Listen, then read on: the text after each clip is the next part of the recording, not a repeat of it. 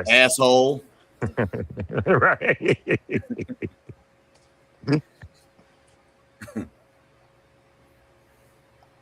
Yeah, we had a good, what was that, 3 or 4 episodes that we either started or finished with it? Yeah, we did a thing for some reason. I don't know why. I don't know. It was mainly your. Y'all gluttons for punishment, huh? Okay. We talked about sending a pour out to every guest we had on moving forward. Just making it a thing.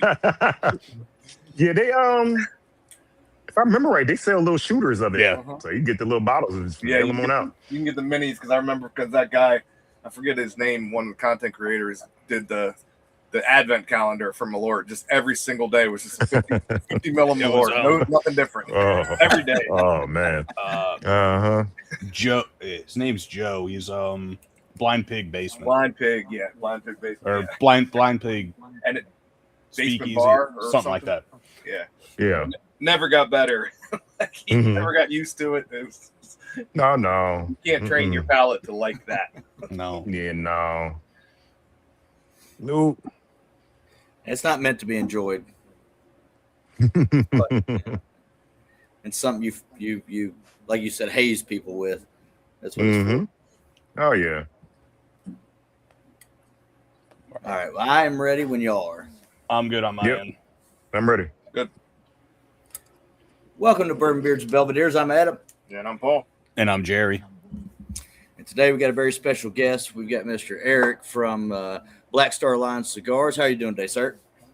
I'm doing good. How about you? Doing good. Glad to have you here. Appreciate you taking some time to sit down with us. Yeah, thanks for having me. Brands. Yeah, absolutely. So just like always, we're starting with our palate warmers.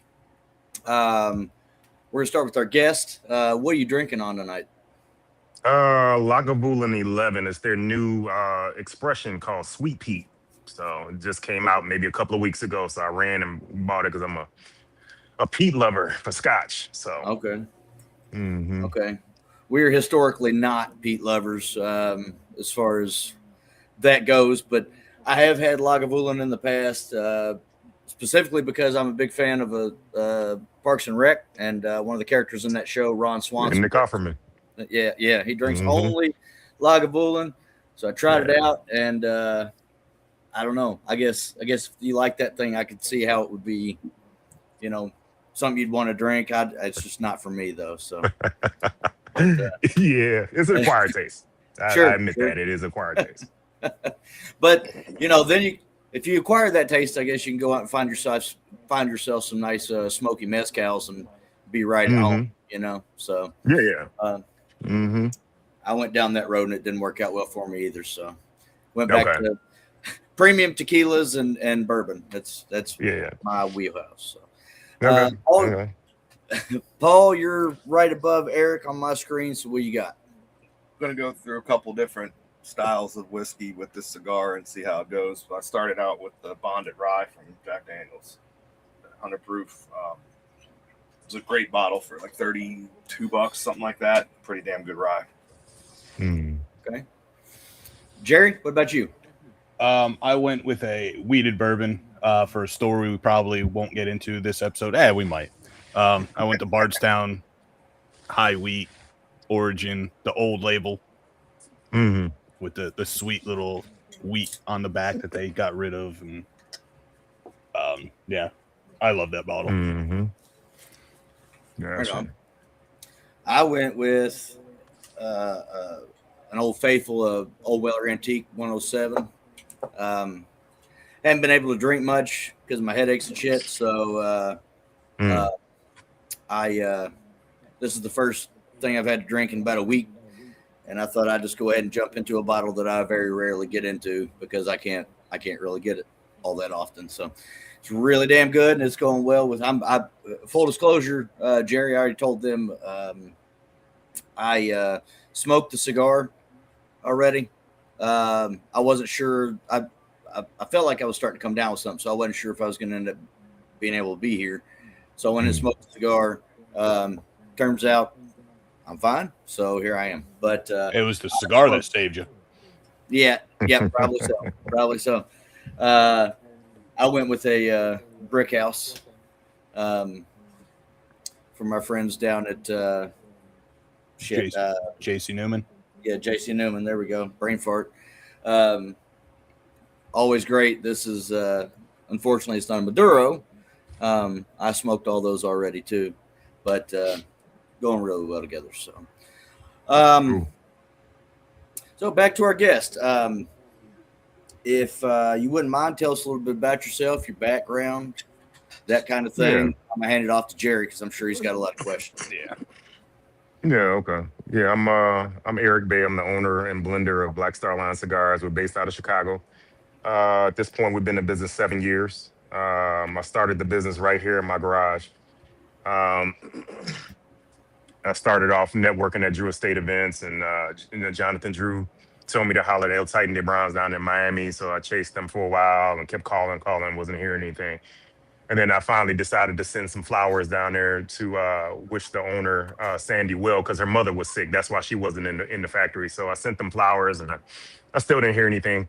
So it was like a couple of months later, it was like the voices in my head were like, hey, you need to call right now. So I called, and Giselle, Willie Herrera's wife, answered the phone. And I asked for her mother, Sandy, and she said, yeah, she's right here, and handed the phone over to her. And when I talked to Sandy, and Sandy said, you were the nice guys from Chicago that sent me those flowers a couple of months ago, right? And I was like, yeah, that was me. And she said, due to the fact you know how to treat a woman, I'm gonna do these blends for you. So that she gave birth to Black Star Line. So I call her my cigar mom. So fast forward, I met Sean Williams from Cohiba, and Sean came to Chicago, and he asked, what you want to do with Black Star Line. So I told him I was like, I love El Tito de Bronze, but I'm buying tobacco in America, right? The price is higher because you're buying them here as opposed to Nicaragua, Dominican Republic. So he was like, you want to work with Placencia, you want to work with Aganorsa, you want to work with. So I'm a fan of Kyle and Warped. So I told him, I was like, because at the time Kyle was working with Aganorsa and El Tito de Bronze at the same time. So I was like, yeah, I want to work with Aganorsa. So Sean was like, give me a day or so, I'll get back to you. So he hit me up the next day and was like, hey, I talked to Terrence Riley, the VP of sales of Aganorsa, and he wants to talk to you and he wants to work with you. So I gave him 2 blends, and one of them was the original Woolwich, the Connecticut Woolwich. Another one's a blend that I didn't really care for, and I didn't want to try to change it or nothing. I just scrapped that blend. So I got the samples from Aganorsa for Woolwich, and they were phenomenal from Jump Street. Like the way it was in sample mode is the way that it is now. It was absolutely nothing I needed to change about that blend to make it more palatable for the people. And I brought it out, and then I started growing lines through Aganorsa. Started getting fame from working with Aganorsa, and then I think the next factory I went to was Oveja Negra, which is Black Label Trading Company, and that's where Rosewood 1923 comes from. And then from there, I went to Tabacalera La Isla in Santiago, Dominican Republic, which is where Mr. Fahrenheit, Metalwood MLK, and several other like limited edition cigars that I produce, they all come out of there. And then the opportunity to work with Eric Espinosa's La Zona factory came up. So Maroon, my 5th year anniversary cigar, comes from there. And my latest cigar that I'll be releasing at PCA this year is also being rolled by La Zona. So I got a follow-up project with La Zona. So in a nutshell, that's Black Star Line. All right. So you name. I'm sorry. I was just gonna say you named some. You named some names in there, and there's some of those that I've had, some I haven't. But Drew Estates and Aganorsa are 2 of my absolute favorites. But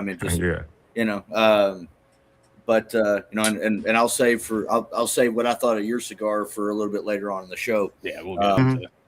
But that's pretty damn cool. That's a pretty cool lineage in the cigar making world right there. So very cool. Yeah. Mm-hmm. Mm-hmm. So just a little bit more about yourself before we move on. You were a firefighter in Chicago, correct? Yeah. I'm sorry. I neglected to say that. I am a retired Chicago firefighter. I was on the job 7 years before I got hurt. I tore my labrum up in my hip really bad. So I had to go through 4 different doctors to find one that was confident enough to fix it. He fixed it, but it wasn't good enough for me to go back to duty. So I've been on duty disability since 2020. So, but I've had several jobs in the past. I wasn't just a firefighter. I was the pharmaceutical sales rep. I was a licensed banker with Chase. I have 2 master's degrees, and I was halfway through law school before I went to the fire academy. Very cool. I considered law school, and there's a whole big story about why I can't make it happen, but I am in a criminal justice program. I've got a master's in IT, but I figured I work for University of Kentucky, and so they'll pay for me to go. So I figured, why the hell not? But Yeah, that's pretty cool. That's pretty cool. Mm-hmm. So how long after the accident did you decide to start this Black Star Line? I started it before I got hurt. Oh, did you? Yeah, I started Black Star Line in 2019, I think it is. So yeah, and then my career with the fire department ended in 2020. So I had already started it. How Yeah. were you? I'm guessing you guys were smoking in the bay or whatever, waiting for calls or whatever. Yeah, all day long. So did the guys you worked with have any input with? Did you have any R&D with them? Or do you Not already really. have, not really. Not really. They smoke final product, finished product. No. You know. Yeah, I pretty much developed everything myself. The first 2 cigars, El Milagro, my childhood friend helped me to develop those 2. After that, everything else is exclusively me. So what made you decide to start up a cigar brand? Well, when I grew to love of the leaf working at the firehouse, I was, first of all, I started off with like infused cigars, so I like the way they taste and all that. But then I quickly graduated to like Drew Estate cigars. So I started smoking everything they had. And then especially like full body stuff, I smoked all their full body stuff like early on. Then I tried to go back and smoke some of the infused stuff, and it just tasted horrible. So I was like, okay, so those cigars aren't for me anymore. Like my palate changed, so I kept going through Drew Estate cigars, and then I started smoking like, my father. I just started smoking everything, and I was like, dude, I just love this, and that's when I reached out to my childhood buddy. Was like, yo, you think you want to help me start a cigar line? And it's like, yeah, let's do it. So yeah, so that's how the idea came up. And then how'd you come up with the name Black Star Line? Black Star Line is Marcus Garvey's shipping company. His idea was to ship people and goods back to Africa, but he was buying dilapidated ships, so he never made it that far. He only went to like the islands. But he got the name from the White Star Line, and the White Star Line is the company that built the Titanic. So it's a historical name. Yeah. So the idea is for me to ship goods all over the world. So yeah, right. So I got to ask before Jerry jumps back on there, if you're willing to divulge the information, what heroic act were you involved with whenever you got hurt? Oh, I was extricating a kid out of a car, and it was winter time, so it was cold and slick and ice everywhere. So when I popped the door, I slipped, and one leg went one way, one went the other, and heard a pop. And I actually herniated the disc in my back too when I went down. Son of a bitch. Yeah, it was just bad. And luckily I didn't have to have surgery on my back. That just healed. But the labrum, we didn't find out about the labrum. They were just treating me for the back. And then my physical therapist was like touching around in my quad, and she touched the spot, and I damn near jumped off the table. And she was like, wait a minute. She was like, I think something's wrong with your hip too.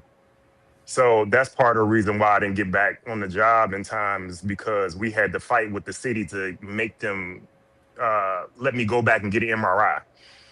And when I went back and got the MRI, they was like, man, that labrum's cooked. So, and that was it.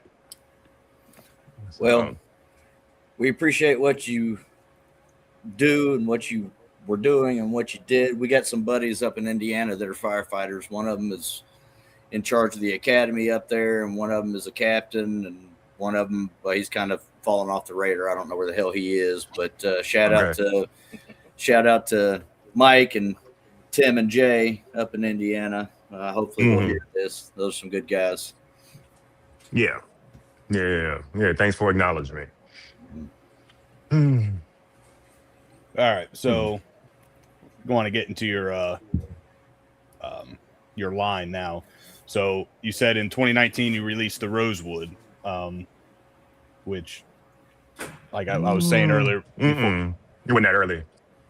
Yeah, Rosewood wasn't that early. The order is both El Milagros, Right. El Milagro Corojo, El Milagro Sungrown. Then Connecticut Warwick came out. Then Rosewood was number 4. And then, if memory serves right, number 5 was Dark Warwick, which is the follow-up to the original Warwick. And it's the same blend. Is the wrapper is different. Instead of a Connecticut shade, it's a Corojo 99, and then the Dark Warwick has Molijero in it, so it's a little stronger. After Dark Warwick was Mr. Fahrenheit. Then, if memory serves, I think Maroon was after that, and then Metalwood MLK. It seems like I'm missing a cigar, but I don't think so. We didn't mention the Lalibela yet. Oh yeah, I forgot Lalibela. So the ones in our hands. Yeah, I know, right? I'm sitting up here smoking and forgetting about it. Lalibela came out. I think Lalibela came out right before Rosewood, if I remember right. So, but Lalibela is the strongest production cigar that I make. I actually did this cigar for Tim Hardaway. Used to play for Golden State Warriors, and me and him didn't know how to do the deal, so we tabled it, and he waited too long, and I changed the name and brought it out. So, and everybody's loved it ever since. It's fantastic. Like I said, I smoked it 2-3 weeks ago. Just kind of, I think I picked up a 5-pack or something like that, and sent the guys theirs, and I was like, yeah, let me try this. We have you coming on. Like, let me make sure his cigars are good before we actually come on this. And I'm sitting out here, and I was like, this is like, I was like half inch away. I wasn't even a full inch into it. I was like, this is amazing. If it was trash, would you have canceled the interview? No, probably not. Maybe, depending on how trash it was. But I've heard the name around, and like I said, I tried to get to you during the Ybor Cigar Festival, but you had a line out the damn wrapped around every time I walked by, and every time I looked over and you were empty. By the time I got over, the line was back there, so I was like, eventually. And then I wrote it in my phone like I normally do and forget about names and stuff that I want to try, and was going through it, and I saw the name, and I was like, you know what? And then we were trying to figure out what we were going to do with our there's an International Fighters Day coming up in a month or 2. And then Mr. Fahrenheit came across. I'm like, that'd be a perfect one. And then smoked that one. And then that's when I got a hold of you, and then smoked this one. And this one's fantastic. Like I said earlier, I really looking forward to trying to get my hands on these other ones. When you started, did you plan on a certain amount of releases, or was it just what happens? No, it's what happens. I didn't have a specific number. So yeah, no, it was just, each year I release something, and then it just determines if it's a core line, or if it's just a limited release, or if I do a limited release, like I do limited releases for cigar lounges, and once they sell out of it, then I either decide to use it like for the following PCA, or I just table it for another year and I'll bring it back out, So normally I've been doing my test market for like limited edition releases at Underground Cigar Shop in Fort Worth, Texas. So like I have a new blend that I'm releasing there March 14th. So I just, after I release it there, I haven't decided if we're going to bring that out as a permanent release, or I don't know if Underground wants to take it, or, if they want that to be like one of their house blends that's done by me, or, I don't know. We have to see, what transpires. I have to talk to Don when I get down there and see what he wants to do with it. And then when you blend or have an idea for a blend, do you kind of go with certain tobaccos, or are you trying to go for a certain like taste profile? I usually look for tobaccos I've never used before. So that's why I started to explore outside of Aganorsa, because Aganorsa has Aganorsa tobacco. They don't like the San Andreas that's on this Lalibela. They don't grow San Andreas. They source that in. Even the Connecticut Shade and I think the Sun-Grown Habano, they source those in as well. So I haven't gone the route of like sourcing the tobacco myself and having it brought into Aganorsa so they can use it. So instead of me doing that, I just go to a factory that has the tobacco that I want. So it makes it a little easier for me. And they're the three. Well, you're with 3 factories right now, right? Yeah, La Zona, Oveja Negra, Aganorsa, and Tabacla La Isla, so 4. Yeah. Yeah, those are at least Aganorsa and Ovegra, I know for sure. And the other ones I'm sure I've had stuff from. But yeah, well, La Zona is Espinosa. So if you had Espinosa, that's La Zona. That's right. I mean, he does stuff with AJ's factory too, but that's right. La Zona is the Espinosa factory. So yeah, if you smoked Espinosa, you've had it. And then we had a couple months ago we had on Dissident Cigars, who was with Ovegra. Oh, Sin? Yeah, we had Sin and Josh on, and we talked about them for a while, especially with Black Star Line. Yeah, Black Label Trading Company. Black Label, which we had on, I think, our first season. I think we smoked. Nice. Off. And then, James Brown came on. No, we just had the cigar. Oh, I was gonna say, how did that go? Because he's pretty quiet. So I think Adam, I think you reached out to him, and I don't know if we ever heard back or anything. Not a thing. Okay. But yeah, we smoked that, and I remember going online and buying. I think we smoked the Last Rites, and then picked up 2 or 3 other ones just to try because it was fantastic cigar. Then James is a good blender, very good blender. So do you want to kind of talk about the blend and everything about this Lalabella real quick before we actually get into it? Yeah, it's a San Andreas wrapper, Nicaraguan binder and filler, all rolled at Aganorsa leaf. It's full body, full strength, full flavor, full strength, But it's not like a punch you in your face full strength. Like you'll feel it, but it's a very well balanced cigar where you're tasting the notes in the cigar, but you still get the strength in there. So that's what a lot of people like about it. It's not like I'm trying to think of a really like absurdly strong. Like you all remember Cornelius and Anthony, the Mistress? You ever smoked that? Mm-mm. Oh, okay. Well, Cornelius and Anthony's not in business anymore, but they had a cigar called the Mistress, and it was just ignorantly strong, almost like it was just like the filler was like majority ligero, like you didn't really taste anything. It was just strong for no reason. So I didn't want to make a strong cigar like that. I wanted to be a little more balanced. Whereas it's kind of like it's sneaky. Yeah, I don't know if this cigar is. I haven't had it since the day I had a was it the Camacho Triple Maduro? I think it's called. Yeah, I remember that one.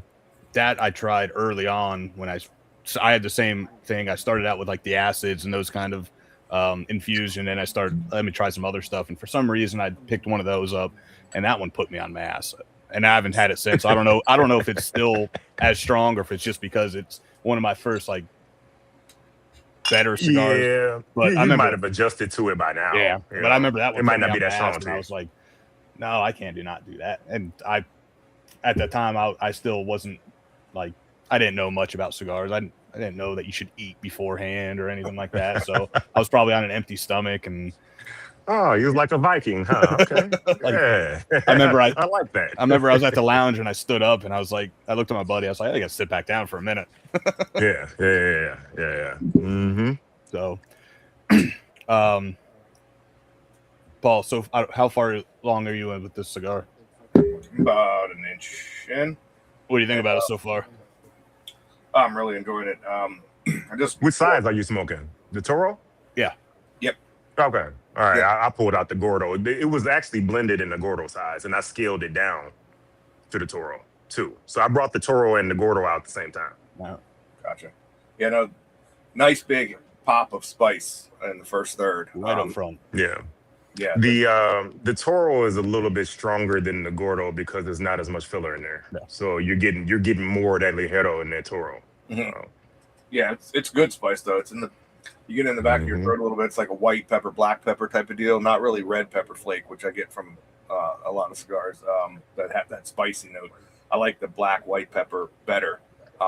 There's a sweetness to it though, definitely. And I switched over from the rye to the Barrel New Year bourbon, and that's bringing out like the sweetness pops even more with the sweeter pour. I'm getting like chocolatey leather notes in there too.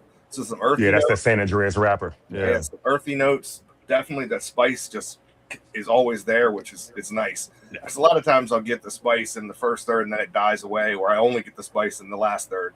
So far, going to the second third, it's there, and it's nice. There's spicy. There's some Condega in the filler, so that plays a part in some of the little sweetness that you get in there. You might get a slight floral because Condega does have a slight floral accent to it, so you'll get that because that tobacco is in the filler. So nice. Yeah, no, I'm really enjoying it so far. I think I like it better with this bourbon than I did with the rye. Not that it was bad with the rye. It's just I think this sweeter pour plays really nice with the spice instead of a spicy pour with the spicy cigar. So definitely the bourbon is the choice for me for right now. But just get into the second. Maybe not even to the second yet. No, this Bardstown Weeded is going well. It has that nice sweetness to the pour, which kind of complements that nice spice, which I can see why you were talking about the weeded bourbons earlier. With this one, kind of helps balance it out a little bit. Hopefully, I don't have the effects of it, but same thing. I get a little bit of like a chocolatey note, that spice, like Paul said. I remember when I first had this one. Same thing with this one. It starts out with a nice little blast of that spice, and then it kind of. Let me tell the people what, so they understand what you're talking about. I don't know if you wanted to get into that or not. I don't care. So on my website, each one of the cigars that are on there, they have a suggested pairing for it because I like to pair cigars and I like to find a pairing, and I suggest that for my customers, and then I challenge my customers to find a better pairing than what I found. So the original pairing for Lalibela is Larceny Small Batch, and it's good. It tastes good with the cigar, right? But for some reason, after a while of me drinking it just one day it's like it hit a light switch and it just started giving me the shits. And so I don't drink it anymore because I'm like, it's not a great experience when you're drinking the spirit and then you gotta go shit your brains out. So I'm just like, so I stray away from Larceny now. But yeah, I was gonna pull out Larceny, but I was like, let me pull out something else. So I pulled out the Bardstown. Yeah, I don't want you to shit your pants on this show, bro. Now I haven't had Larceny in a good while. I'm kind of scared to go back to it now. Unless you're wearing Depends or something, then I guess you can just, hey, man, just let it go. But if you're not, just stay away from Larceny. But yeah, the sweetness of the wheated or just bourbon in general, plus the wheat, definitely helps kind of tone down that spice from the cigar, but then get a little bit of that cocoa chocolatey note. But I don't know, I don't remember it the first time, but I started getting like a coffee style note in here that was like almost like a coffee with a little bit of creamer in there, that little bit of sweetness that I think Paul was talking about. It's I said I loved it the first time and I'm enjoying it again this time. Adam smoked it the other day because he didn't know if he was able to make it on the show, but he's here now. And what do you think about it, Adam? I loved it. Again, I didn't at the time. I wasn't drinking, so I didn't try it with anything alcoholic. But I do drink an inordinate amount of Dr. Pepper, and I can say that it pairs very well with a Dr. Pepper. I can see that. Yeah, it's the coffee note was the thing that I picked up the most. That's what I really, really liked. Did have some of that sweetness that Paul was referring to, and I did pick up a little bit on that floral that you were talking about. Had some nice leather notes in there too. I mean, it's just everything you want in a cigar. It is. So, I really, really enjoyed it very much. I look forward to getting some more and actually trying it with some bourbon. Yeah. Oh, yeah. That'd be a good time. Yeah, I figured you'd like this one, Adam.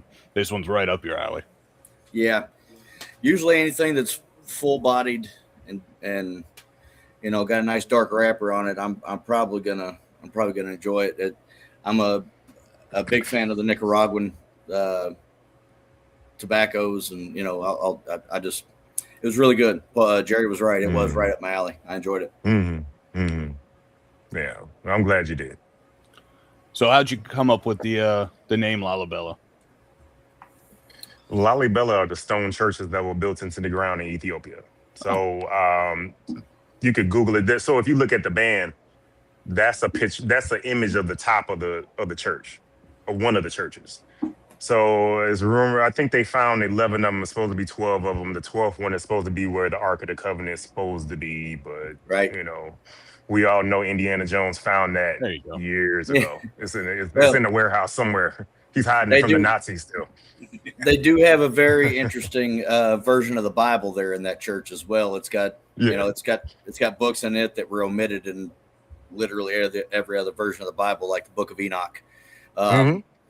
And they, the monks that live there, they're not monks, they're Jews, I believe. And they've lived there for thousands of years, and they've been protecting that Bible the whole time. And that's admirable. That's cool, But I've heard that about the Ark of the Covenant possibly in there. So I kind of want to go, but I don't think they'd allow me to come in. So, but at any rate, that's a really cool way to come up with a name for the cigar for sure. I use a lot of historical stuff. I was raised by two educators, so I like to teach things. I always say, not only do I want you to enjoy the cigar, but enjoy other cultures, enjoy the story. When you're smoking Lalibela, read about Lalibela. You learn something new. Even if you already knew about it, you could teach somebody else about it. It's just a way to bridge the gap between different people and different cultures. And when people start understanding each other, and that's when you erase all this bullshit hatred and all this other stuff. You understand where people are from, and then you don't have anything to be ignorant about. Sure. I dig that.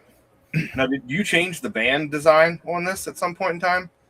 Yes. When I was that first band, I hated it. This band, I like this band pops a lot. Yeah, better. This one's cool. Yeah, I like this one. Yeah. So the story behind that is the original band was the actual image of the church, and then it was the way the Black Star Line logo was on the side of the church. It was supposed to look like it was kind of engraved in the church, right? But it looked great in the picture, but when you scaled it down to band size and the color of the wrapper, it was almost like the wrapper was part of the band was part of the wrapper, so it didn't stand out. So I reached out to my good friends and family from Cigar Dojo, and they started doing graphic design for me. So this is one of the first bands that they redid for me. They redid this one. They redid Warwick for me. Because I didn't really care for the original Warwick band because it was gold. The color was fine. It was gold, but the way Warwick was on there, for photographic purposes, you would have to rotate the band to see the name on it. And I didn't really care for that because we were starting to get in more magazines and stuff. So I wanted that branding to be, so you don't have to turn the cigar. You can just see it flat on. So they redid those for me, and they did Meadowwoods band, they did Lalibela, they did Warwick and Dark Warwick, they did Fahrenheit. They redid the bands for El Milagros for me. I think that's all. Oh, they did Maroon too. So they did a lot of graphic design work for me in the bands and the boxes and stuff. So yeah, the Cigar Dojo that's my family right there. That's cool. So I've only had this one and Mr. Fahrenheit. With the Mr. Fahrenheit, the band is there's texture to it. Is that the only cigar, or is that the only band that has texture to it, or do other ones have it? Warwick does, because there's it's embossed and it has it says, if you look at it closely on the sides, it says Warwick kind of raised, so that has that texture on the sides of that too, on the side of it. Yeah. The other ones. No, this one doesn't. Well, there's a little bit. It's a little bit on the church on the band. Yeah. So but mainly Fahrenheit and the Warwicks. Yeah, the Fahrenheit had it was bumps all the way around, and I want to say the guy with the mask on might be popped up too, if I remember correctly. I didn't even realize it at first. I obviously kind of hold it by the band, and I was like, this kind of feels nice in the hand, it doesn't slip out of the hand or anything. And I'm not too up to date on flags, but is that the Ethiopian flag on this one? The Lalibela? The Lalibela? Yes. Yeah, the color scheme is, yeah. Right, yeah. Yeah. I was like, I'm not up to, other than the the big 5. Like there's all these Yeah, flags out there, and I was like, maybe you got 5 more than me. So U.S., Canada, Russia, China, the big like the main ones, the ones that are always starting shit. Yeah.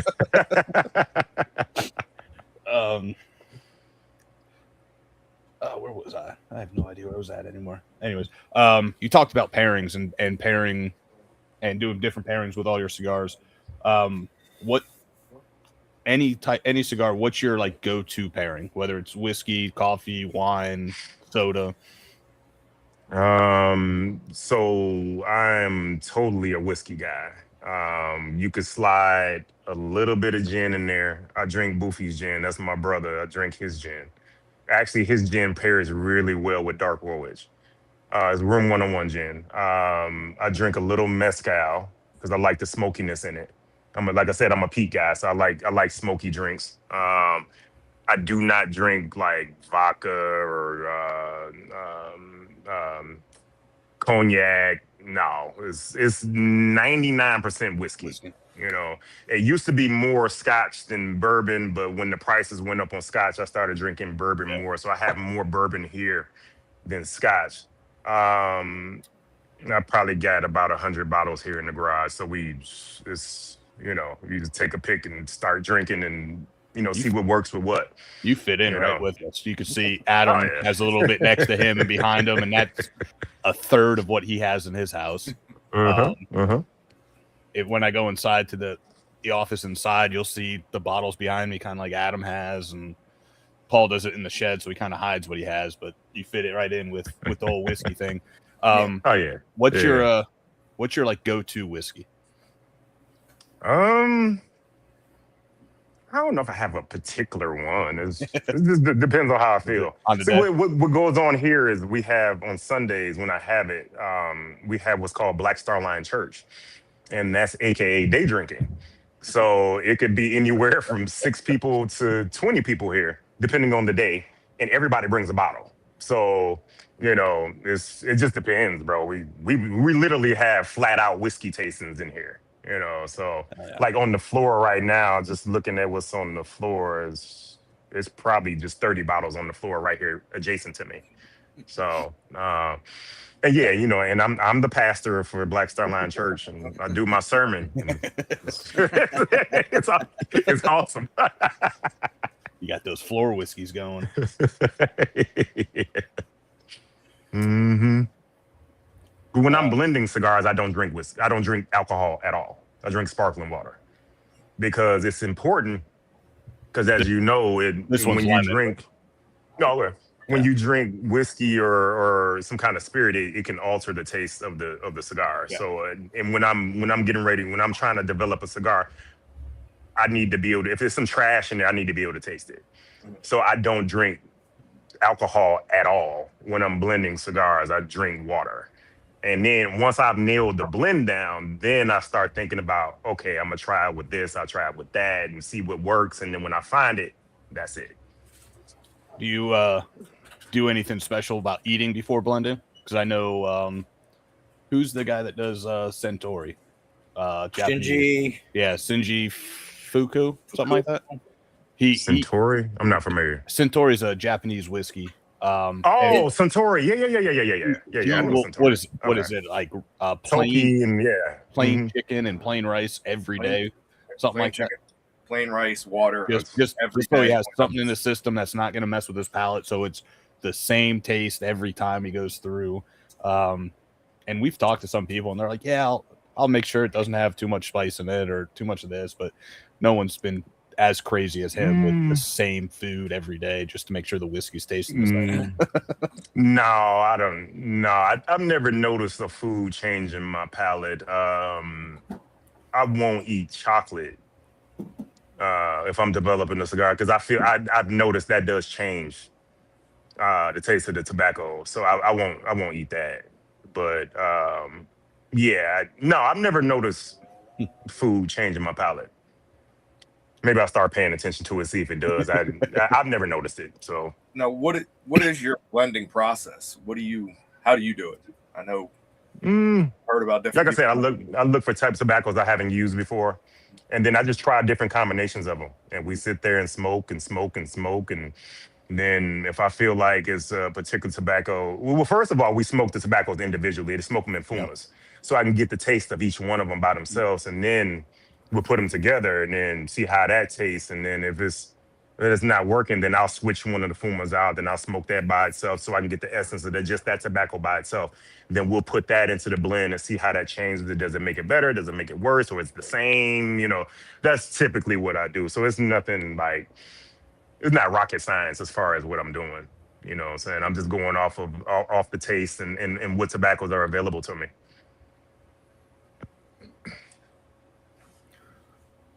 Excuse me.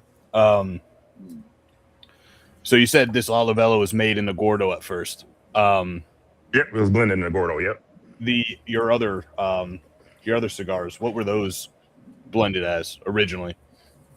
Coronas. Corona? Usually 6x46. That's one of my favorite sizes.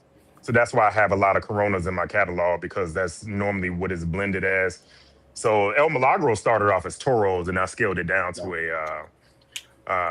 when I moved production from El Titan de Bronze to Aganorsa, we replicated the blend, and then I scaled it down to a Corona. Yeah, I've had a few Coronas over the last couple months that I've really enjoyed. Like, it's a great size. Yeah, you get different, even like say smoking a Toro and then a couple days later trying it in a different size. And Corona's been, I don't know if it's just something I've noticed lately or if it's something that's been getting more in the spotlight, but the Corona seems like it's been popping up a lot with different sizes, and it's a nice, like, I don't want to say slower, but not as much time. You don't have to dedicate as much time to it. Like, you get a Toro or a Gordo or something, you're looking at hour and a half, 2 hours or whatever. Might be able to get there. If you all like Robustos, I would suggest getting the Robusto version of Lalibela. It's phenomenal. That cigar literally has no foreplay in it. It gets right to the point, and it's compact. Oh yeah, you be like, oh shit, yeah.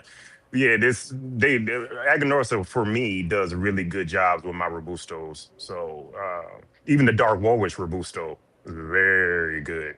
There's something about those sizes and how Aganorsa rolls it and stuff, man, that they come out phenomenal. So if you get your hands on the Lalibela Robusto or the Dark Warwick Robusto, you're gonna be very pleased with it. We'll have to keep our eye out for those.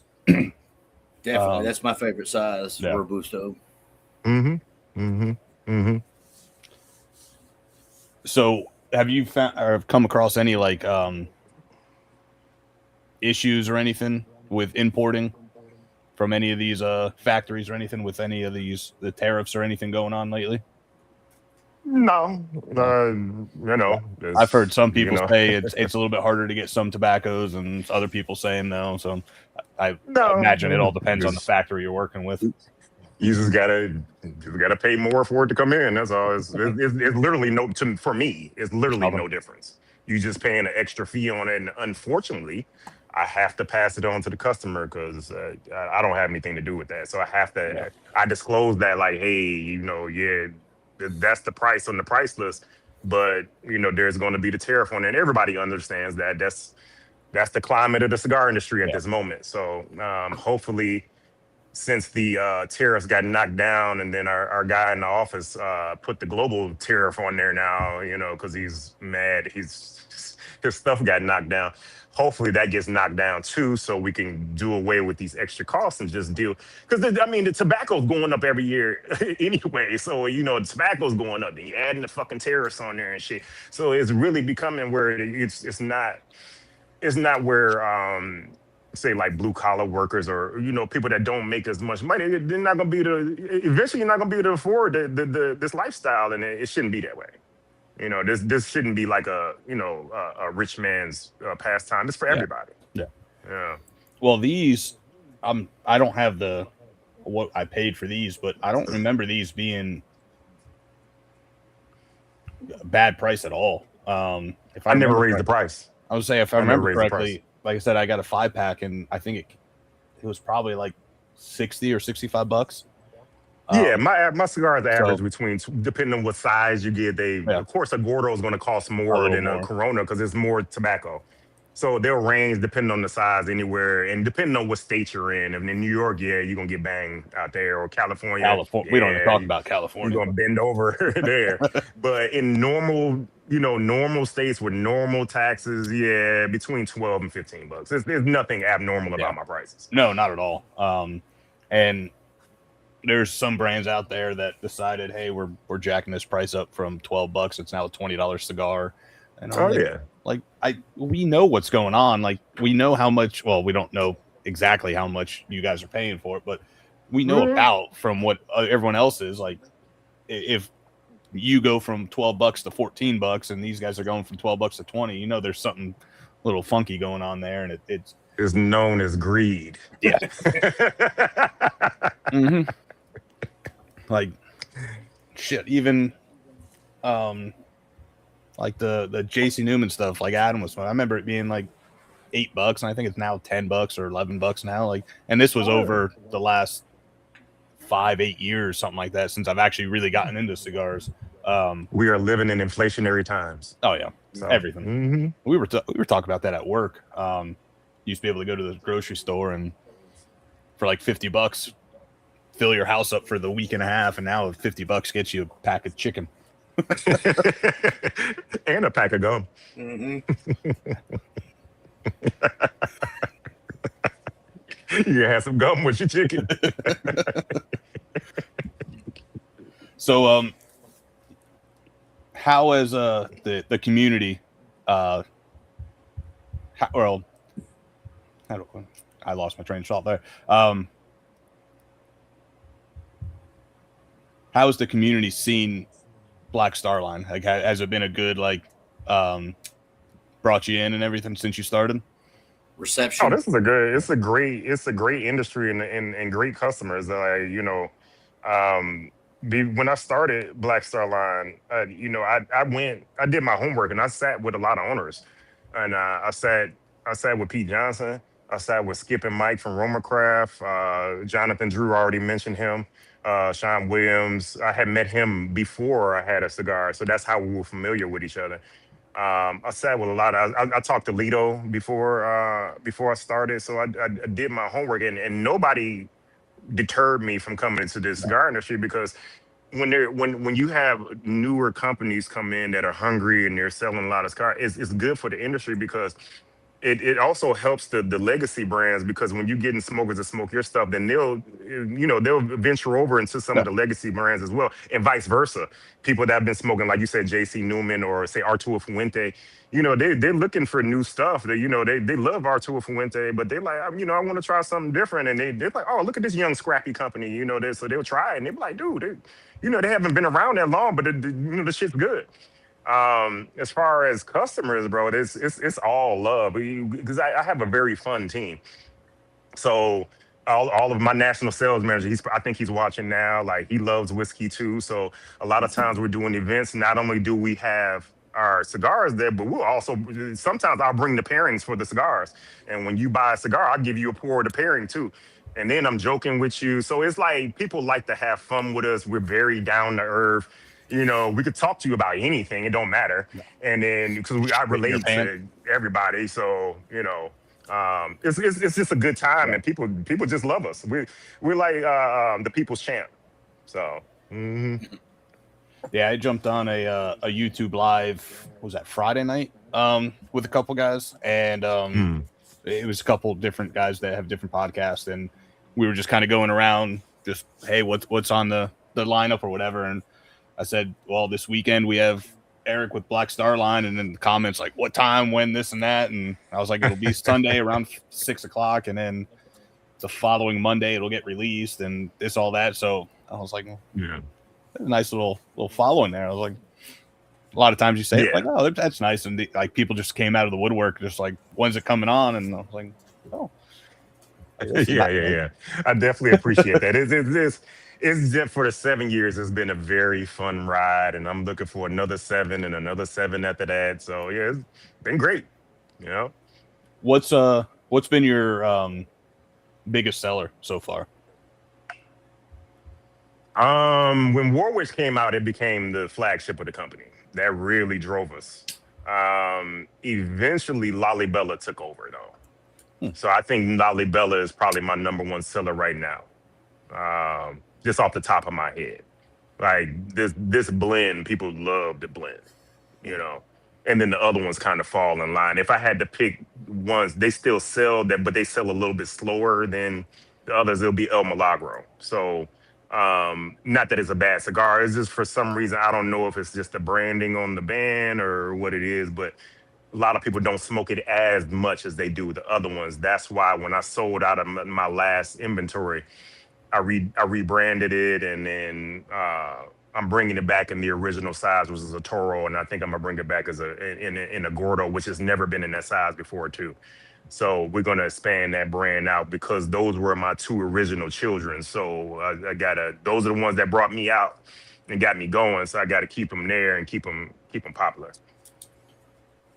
What's your favorite out of all your cigars? What's your favorite go-to one?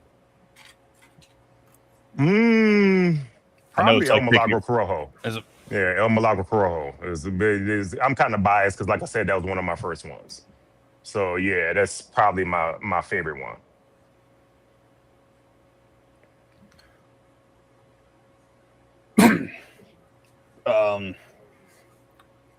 Outside of your brand, what's your favorite cigar? I don't have one. Just smoke I yours. smoke so many. Yeah, I smoke so many different cigars from different companies. I could. That's hard to pinpoint it. But I literally smoke from a company that just started yesterday to a company that been around 100 years. I smoke all of it. So that's why I became so good with developing the cigars, because I keep exercising my palate with different tobaccos, and so I know, what it's supposed to taste like. And I always, when I'm smoking somebody else's cigar, I try to put myself in their shoes when they're blending to see what were you going for with this blend, and what audience were you going for, that type of thing. And then I go from there. But because a lot of times I have a hard time remembering what I smoke, because like I'll smoke 3 or 4 cigars a day, and once I get to like the third cigar, sometimes I don't even remember what I smoked, what the first cigar was that I smoked. I had to think about it, and so I'll take pictures to remind myself what I smoked. So, but I'm a huge fan of Nick from Foundation, and my father, Tatawahe, Roma Craft. I smoke everybody's stuff. And you said El Milagro. That's yes. Habano. Yeah, El Milagro means the sun-grown Habano. Yeah, there's the sun-grown Habano, then there's the Corojo. The Corojo is my favorite. The El Milagro sun-grown is very good too. It's very flavorful. It doesn't have a lot of strength in it. It's like a straight medium. It's full flavor, just straight medium, and that was a very good one too. It just depends if you want that strength. Yeah.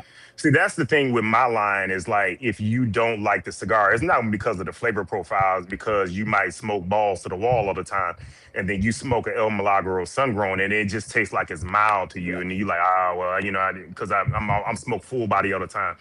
You're not able to appreciate a medium. But I smoke from medium to full to back, and only thing I don't really smoke is mild. That just does nothing for me. Yeah, I was noticing that on looking at your website and then your lineup. There was no like mild Connecticut's or anything like that, which talking to a lot of, whether it's on here or at festivals or whatever, a lot of people just put them out because they know people will buy them, but they won't even smoke them. And then there's guys like you who, if you're not going to smoke it, why make it? Sort of deal. Yeah, because it would be hard for me to talk about it. Yeah, I can't promote something that I don't smoke. So I would just be sitting here lying to you, like, oh yeah, man, it's a great cigar. It's mild and it's got flavor, and I'd be lying my ass off. So, and I'm not going to do that. So, I was at the Orlando Boutique Cigar Festival a couple weeks ago, and I started out with not like this heavy, but it was definitely a heavier cigar, and it went towards a lighter cigar. It was a good cigar, but I was sitting there smoking. I was like, I probably should have had this one first and then went to that one, because I'm sitting here, I'm like, the flavor's good, but it doesn't feel like anything. Like it I was like, Mm-hmm. and it sucked because I wanted to actually like enjoy this cigar from a new brand that I've never even heard of before. And luckily, about halfway through, the palate kind of adjusted or If you whatever. don't mind me asking, what brand was it? It was Blue Smoke out of New York. I think that's their name. Blue Smoke. How was blue spelled? Was it spelled B like you BLEW? I think it's just normal BLUE. Oh, blue smoke. Never heard of it. At least I don't think so. Yeah. Only reason why I asked, there's a cigar lounge in Brooklyn called Blue Smoke. I didn't know if that was one of their cigars, but it didn't sound. But their blue is spelled BLEW, so it's not the same thing I'm thinking about. That was a picture of it. Got a picture here somewhere. I switched up to Old Line rum, and Which one is it? this is the Old Line. These guys are out of Baltimore, two veterans that do American single malts and rums. Okay, that's another one I don't drink. I don't really drink rum. They're a little too sweet for me. Yeah, well, that's what I was going to say. The sweetness goes awesome with this cigar right now because I'm getting tons of chocolate notes coming from it because of the sweetness of the rum going to the cigar.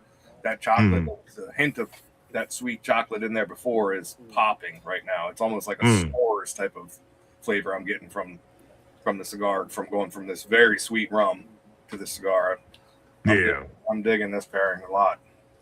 Nice. I think this cigar would be this is a coffee cigar. I think I'm going to have to smoke this for coffee because just those, I'm getting hints of those sweet coffee flavors from the cigar already. So I think this next time I smoke one of these, I think it's going to be in the morning on the porch with a nice cup of coffee. I think that's going to pair nicely. Nice. But it went, like I said, it went great with the rye. It went great with the bourbon. It's going fantastic with the rum. I mean, very versatile. Yeah. Okay. I'm getting different little nuanced notes from each kind of pairing. So. Okay. I still need to open up that rum. It's still sitting there. Every day I look at it. That's that's a high proof one. Yeah. What's the proof on it? 64.9%. Oh, 129.8. Yeah, now because of that proof, I will be interested in trying that. I was about to say, like, we got to get you some of these rums that because I'm down here in Florida, so obviously we got a lot of the rum culture around here, and I've definitely gotten at them on that train, and there's some out there that it'll hold its own against some whiskeys at 100 proof, 110 proof. They are sweeter because they are rum and molasses or sugar cane or some kind of base like that. But you start getting that 110, 120, 130 proof in there. It'll change your mind with rum, because a lot of people think rum, they think of Captain Morgan or Sailor Jerry or some shit like that. And Bacardi.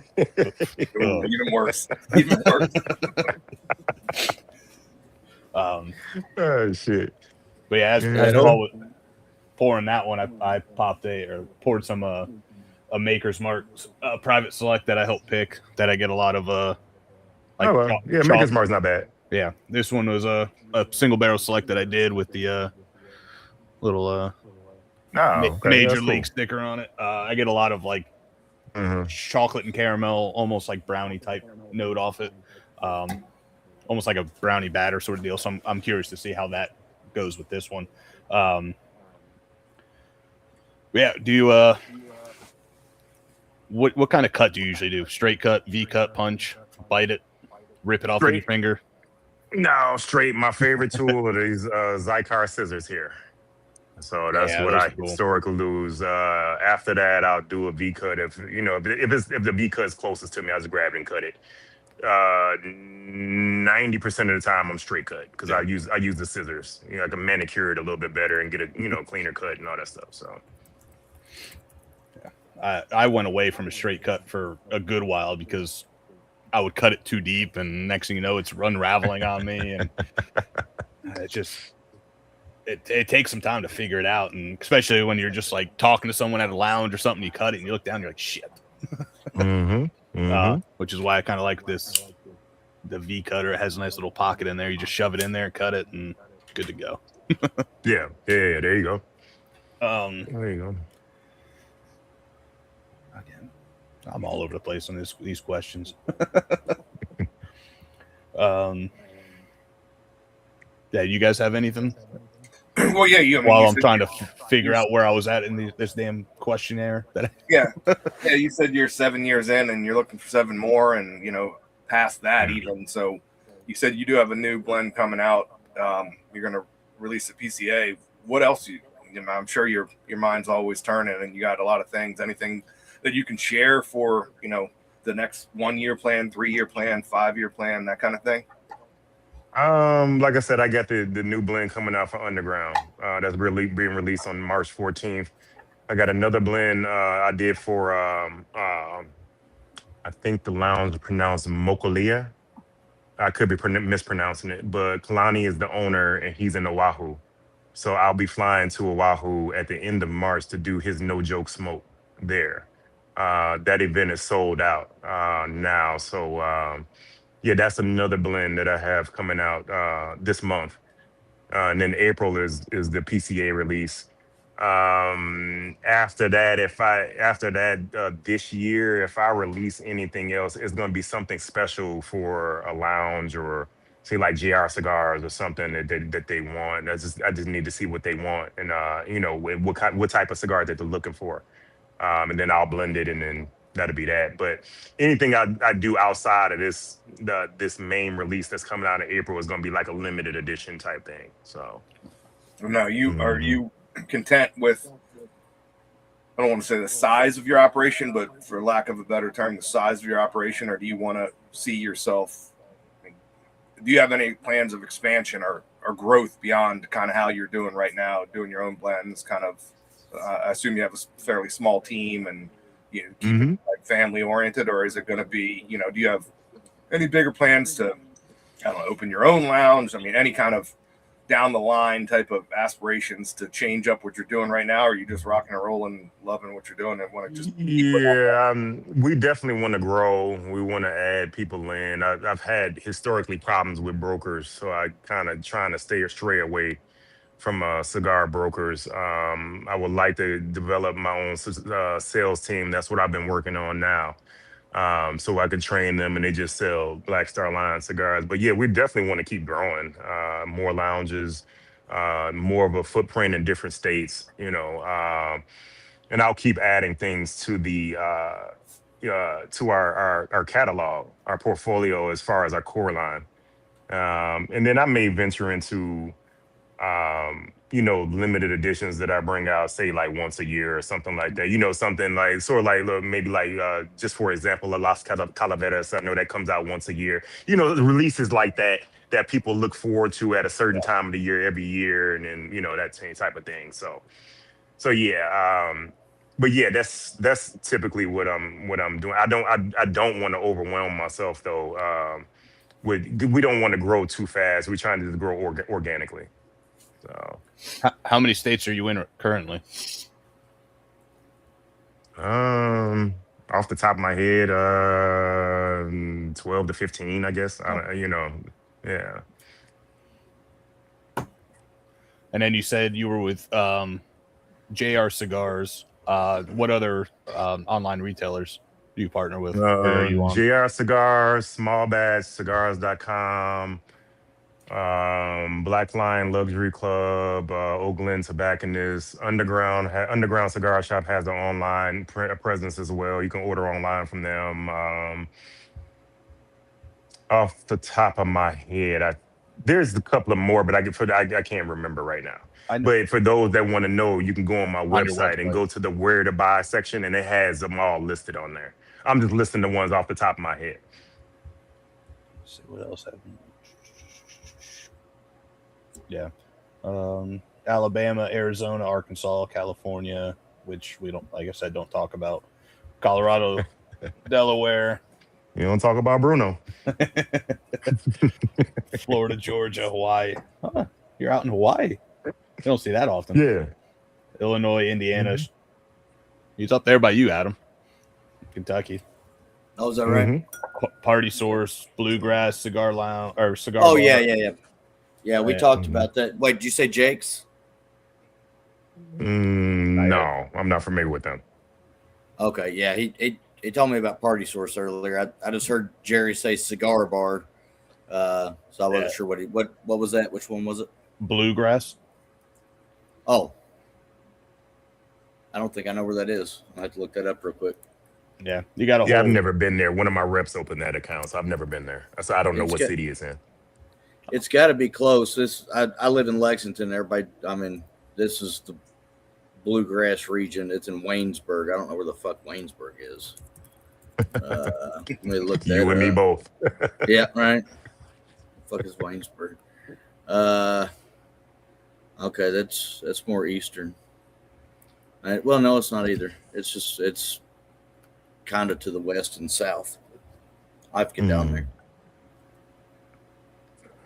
That might be a little closer than Party Source even. Yeah, you got to. Before you go, I will call and make sure they still have inventory in stock because they haven't bought in a while. So I don't know what they have. So I would call before you. If you're gonna go up there, I will call because I don't want you to make a trip there and they're like, oh, it's sold out. So y'all should look into Jake's Cigar Bar. It's in Nicholasville. It's about 5 miles from my house, and it's a really nice cigar bar. They got a really big walk-in humidor. I took Jerry there a couple years ago, and it's a high-end cigar lounge, and they got a massive whiskey or spirits wall. A lot of bourbon, and they got some other shit too. Sounds like my type of spot. Really, yeah, it was a cool spot. Mm-hmm. And then I saw Fat Boy Cigars out of Pennsylvania.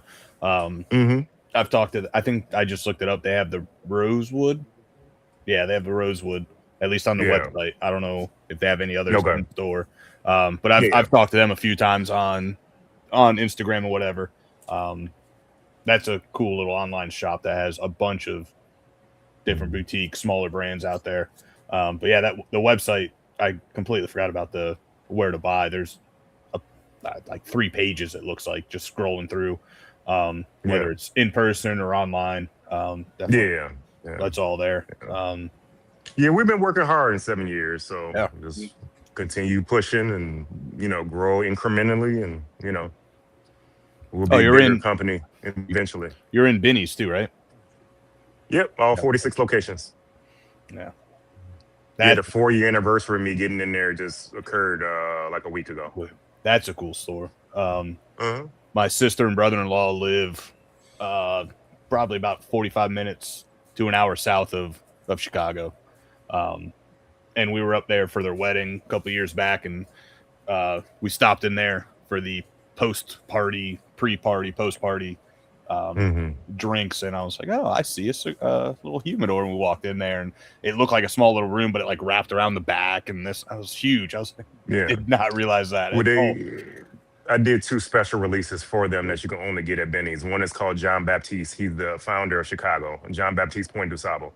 And then the other one's called 1837. That's the year. Matter of fact, it's coming up March 4th. The year Chicago was incorporated. So if you can have them go to Benny's and grab you some of those, and they, I guess send them to you, or if you're in Illinois, just stop in there, and you can get 2 releases that aren't sold nationwide. They're just sold at Benny's, and they're very, very good blends. Matter of fact, hold on, I think I got an 1837 out here. Hold on, I'll show you to you. I might have to make some phone calls.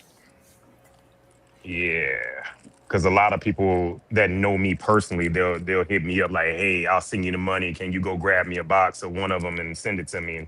And when I have time, I go and grab it for them. Oh, here it is. So that's 1837 right there. So I use the Corojo 2012 wrapper on it. This one's rolled by Aganorsa Leaf.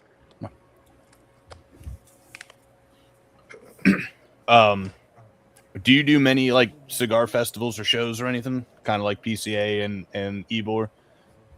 I don't know. A lot of them. I've done Rocky Mountain Cigar Fest twice. So Rocky Mountain Cigar Fest, I've done Atlanta Cigar Week once when I first came out. Ybor City. But I did Chicago Cigar Week here for the first time last year. and I've done Houston Cigar Week once. So not really. I'm not really like a cigar week guy because this just seems like it's just a really long party, and I'm not. I don't like a lot of noise, and I'm not that type of smoker. I like to be able to talk to you, and I don't have to scream at you, and the music's blaring, and that annoys the fuck out of me. So I could have some music in the background, but I like to be able to converse with people, and I don't have to yell at you to talk to you. What'd you think about the Ebor? Was this past Ebor your first one, or did you do that one before? No, I've done that one 3 or 4 times. It was cool till it started raining. Oh yeah, the rain was terrible. And that killed the sales. Killed everything. Yeah. So. You doing that again this year or no? I don't know. I might be in Nicaragua then. So because the years I've missed it is because I was in Nicaragua blending. So it's looking like that might happen this next one. The following year, maybe not. I don't know. We'll see. Blending in Nicaragua kind of sounds like a fun time too. Oh yeah. Mm-hmm. Again, Cigar Brad just put in chat. Check out your merchandise on your website too. The merch is pretty. And I was going to call out. That's my national sales manager. Oh, there you go. I was going to call out the hoodie you got on, which I think is real cool. But this black one with the red on black, that's a cool look. Yeah, I like that. That pops. Yeah. Those are created. My girlfriend actually is our apparel person, so she makes them in Memphis, and so you pay on the website. She makes them in Memphis. They ship from Memphis, so she ships them from Memphis to whoever is going to. So yeah, she's been knocking those down for us and is doing a fantastic job. And she might be on here too. I'm not sure. She said she was going to watch, but I'm not sure if she's here or not. And then there's also I couldn't tell if it was an actual like Glencairn or not, but there's a glass, a branded glass. It looks like. Yeah, it's the Glencairn. I had several different glasses, but what I have in stock right now are branded. It's an alternate logo that I have, and that logo is on the glass. So you could buy them off the website, or if you come to one of my events, we normally would do raffles with those Glencairn glasses or the branded flasks, or we'll do shirts or hoodies. We always find something to make things interesting for people when they buy the cigars. Now that alternate logo definitely works for that Glen. A lot of times with like your main logo, like the smaller X's and O's and the smaller like font for cigar, a lot of times that'll get like drowned out when it gets on there. That actually works well. When I first saw that, I was like, I wonder, do you guys do merch with that logo too? I never have, but it's not a bad idea. Like I said, I like the whole Star Line cruise ship looking logo. It's one that you don't typically see, and it has everything. It's simple, but yet it pops, like Paul said. Yeah. And yeah, I've had the merch up, and the hats are definitely calling my name. I got too many hats to wear. I'd never be able to wear all the hats I have, but I still look for more and more hats for whatever reason. I would have a Black Star Line hat on, but I grabbed my Tabacalera La Isla hat. So I'm supporting my factory in Dominican Republic. So I'm rocking them today. What else is on here? You got your cutters on there, some branded cutters. Nice. Yeah, those might be sold out. Let me see if I have one in here. I think or do I? No, I don't have one out here, but it has the Black Star Line logo on the back of the V cutter, and it's a colibri. Yeah, that's what this one is. Somewhere the logo's on there somewhere if it didn't wear off. Oh, the dog's going crazy. So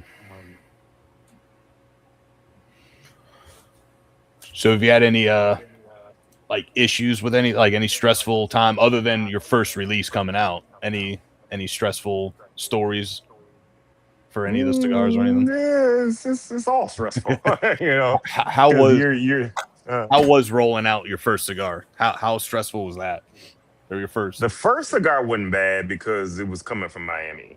And now you're starting to deal with other countries and all this stuff, and you're worried about, is the product gonna make it into the country? Is it gonna be any kind of problems with getting it in? Or, there's been times where shipments have been stolen. It's never happened to me, but it's happened to bigger companies. I mean, that could happen. I mean, there's a lot of stuff that could happen when you're transporting. It doesn't matter what product it is. You're transporting it from another country. That's always a concern. And then, because my products go from, either they come directly to me, like when I order from Dominican Republic, they ship all the stuff to O'Hare Airport, and I go pick it up from there. If it's coming from Nicaragua, Aganorsa, it goes from Aganorsa and Esteli to Miami, to Aganorsa and Miami, and then Terrence goes through what he calls validating, and he validates my cigars, and then they ship it from Miami to me. So it's always a process, and it always worries me. The more hands it goes through, is more chance of something going wrong. But as to this day, knock on wood, nothing's ever happened to where it was that bad. I did have a shipment that was coming from Dominican Republic, that was going to underground. This actually happened last year, and somehow it had the wrong information on the paperwork, so they were just holding it until we got the proper paperwork to let it go.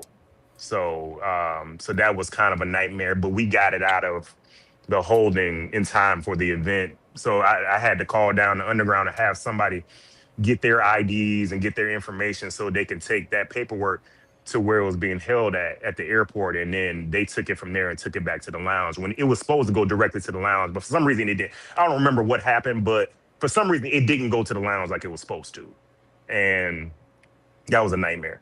I think it was the year before that, or maybe 2 years ago, I had a shipment coming out of Dominican Republic, and the customs people at Dominican Republic had took a bundle of the shipment and cut them all open. And you didn't want to make sure there was really cigars, so they fucked with the cigars. So stuff like that happened. It hasn't happened since, but that's stuff that could potentially happen. Yeah. And it's annoying, and it frazzles my nerves.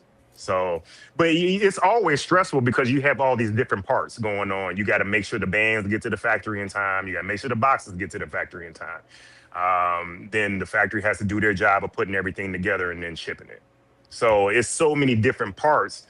And when you have all these different parts, there is a potential for one part to fail. And when that fails, it fucking pushes stuff back.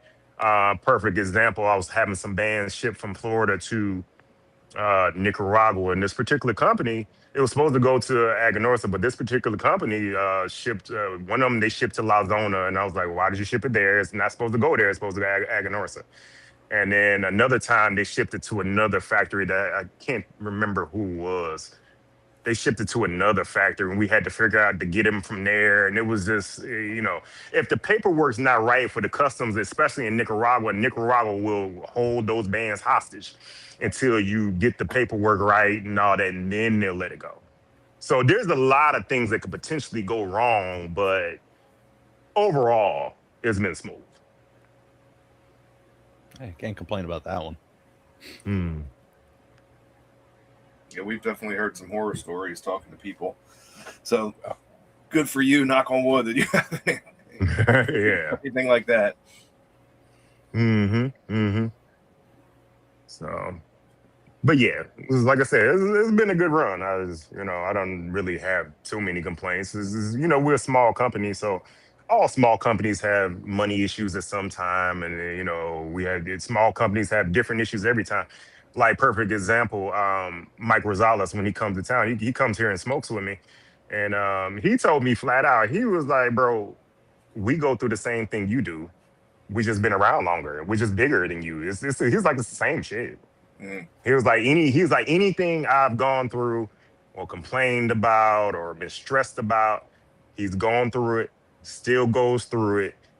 It's just on a larger scale. That's it.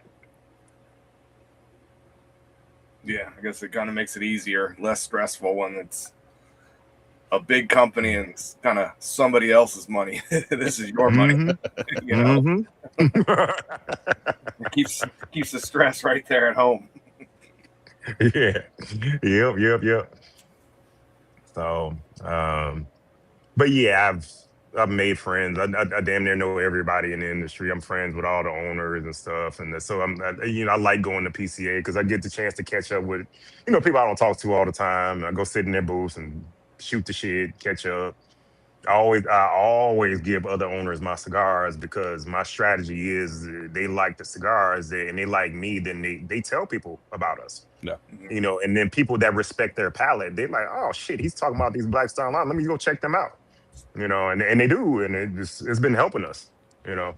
So networking in this industry is key. Yeah. You gotta talk to people. You gotta get to know people because you never know who you're gonna work with. You may end up working with the same factory as another company, and it's like being on the same record label with somebody. hmm So our buddy Al he's on he's one of the hosts of the Lounge Life podcast. He has his own thing, Howling with Big Al. He said he actually met you a few years ago in Memphis at a cigar, bourbon, and barbecue festival. Yeah. He said you were hanging with Smokers Abbey. Yeah. So, Mhm. yeah, him and his co-host over there at Lounge Life have a great podcast. They do a bunch of it's all cigar reviews and talk about that, and then they're starting to get into the spirits game as well. So I'm excited to see how they're gonna go with that, because obviously it's the two pair, whether it's whiskey or rum, or if you're into the gin or tequila or mezcal or something like that, they all go together in one way or another. So I'm excited to see how that podcast evolves with when they bring the spirits into that game. But Al has his own thing too, and him and another guy, they're about to do a Wild Turkey 101 like battle where they basically, and I'm the guest judge, so I guess I'll be asking some questions, and whoever gets it wrong has to take a shot of 101. And with you talking about the Wild Turkey 101 that they have on Southwest? Just regular Wild Turkey 101. Yeah, that's some nasty shit. Oh no! I like the Wild Turkey 8-year. The Wild Turkey 8-year is good. The basic Wild Turkey that they give that you can get on Southwest. No, I tried that. I was like, no.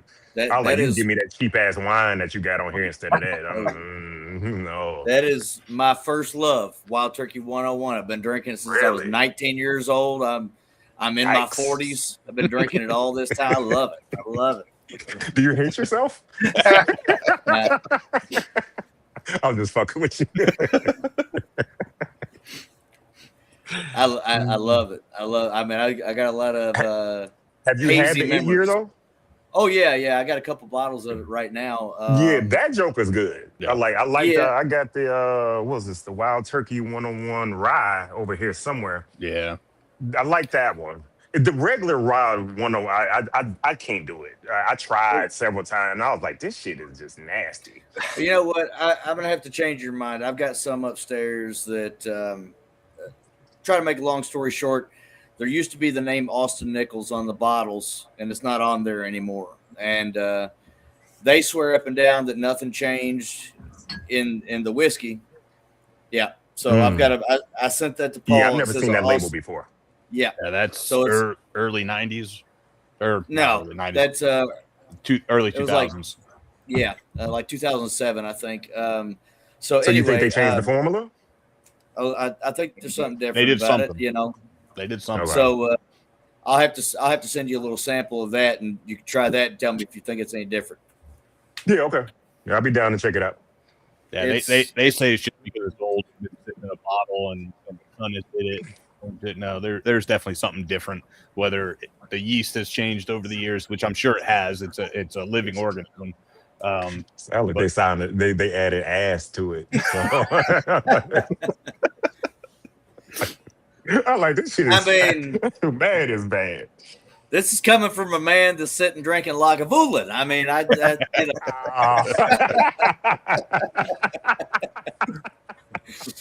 you gonna make me switch my drink now? All right, fuck it. All right, this is what I'm about to do next. I'm about to do. I'm gonna finish this last little pour, and then we're gonna do Frank August. August. Oh, Y'all Hey, had that that's before? good shit. Yeah. Is Oh, that Yeah, just Frank August. But this is the rye. I got the bourbon Okay. over there. They rated the bourbon one of the top whiskeys, or was the top whiskey of 2025. I've not had the I rye. do like the bourbon better, but the rye, this rye is good. I'll say So I haven't had the rye. I've had the bourbon, and I've had they do those like limited releases. I can't remember which one, but I tried one of those. Those were good. I haven't had the rye yet. I don't even know if it's yeah, around here. I really haven't looked. I don't know what's up with the distribution because they don't sell it in Illinois at all. No. These bottles that I got are from we got them from Memphis. So because you could pretty much find it there. So but yeah, Illinois for some reason they don't sell to Illinois for what, and I don't know the laws of liquor and distribution. There's a I'm lot not of them. familiar. Yeah, because my buddy, he owns a tequila company. It's called Solita, and they're in Total Wine in Texas, I think it is, and some other spots. They're new, only been around maybe about 2 years. And I'm not typically a tequila guy, but their tequila is pretty good. So I help promote their brand as well. Matter of fact, when I was just in Memphis a week ago, and he's my frat brother, is part owner of the company. He was doing an event at Blue Flame in Memphis, and he was doing a pairing with his tequila and my cigar. So it turned out I was going to be there at the same time. So I showed up and to help him bring more people in, and then I sold all the inventory out in the lounge for the lounge. So the lounge owner was happier than a pig and shit. So you know, but yeah, if you could find Solita, it's if you like tequila, it's a good tequila, nice There, sipping tequila. there you go, Al. If you're still listening, because he's out in Memphis, grab some of that. Mhm. And Yeah, he can go to Buster's Liquor. They carry it there. I've been there. I know they got it there. Now the other places in Memphis, I'm not sure where they got it at, but he can get it at Buster's though. What cigar did you pair with it? They put Metalwood MLK with it. Mm-hmm. So There you go. it was a decent pairing. I don't think it was the one, but it worked. So I'm trying to remember what I paired with it. I'm getting, like I said, I'm getting old, so sometimes I forget. I put something with it. I can't remember what it was right now. There you go, Al. Go get some of that tequila, some of these Black Star lines, and put it on your show, and maybe send us some of that tequila too, since none of us are in Memphis, and we'll do the same. Mm-hmm. So we kind of briefly talked about it, but where do you see Black Star Line in about 5-10 years?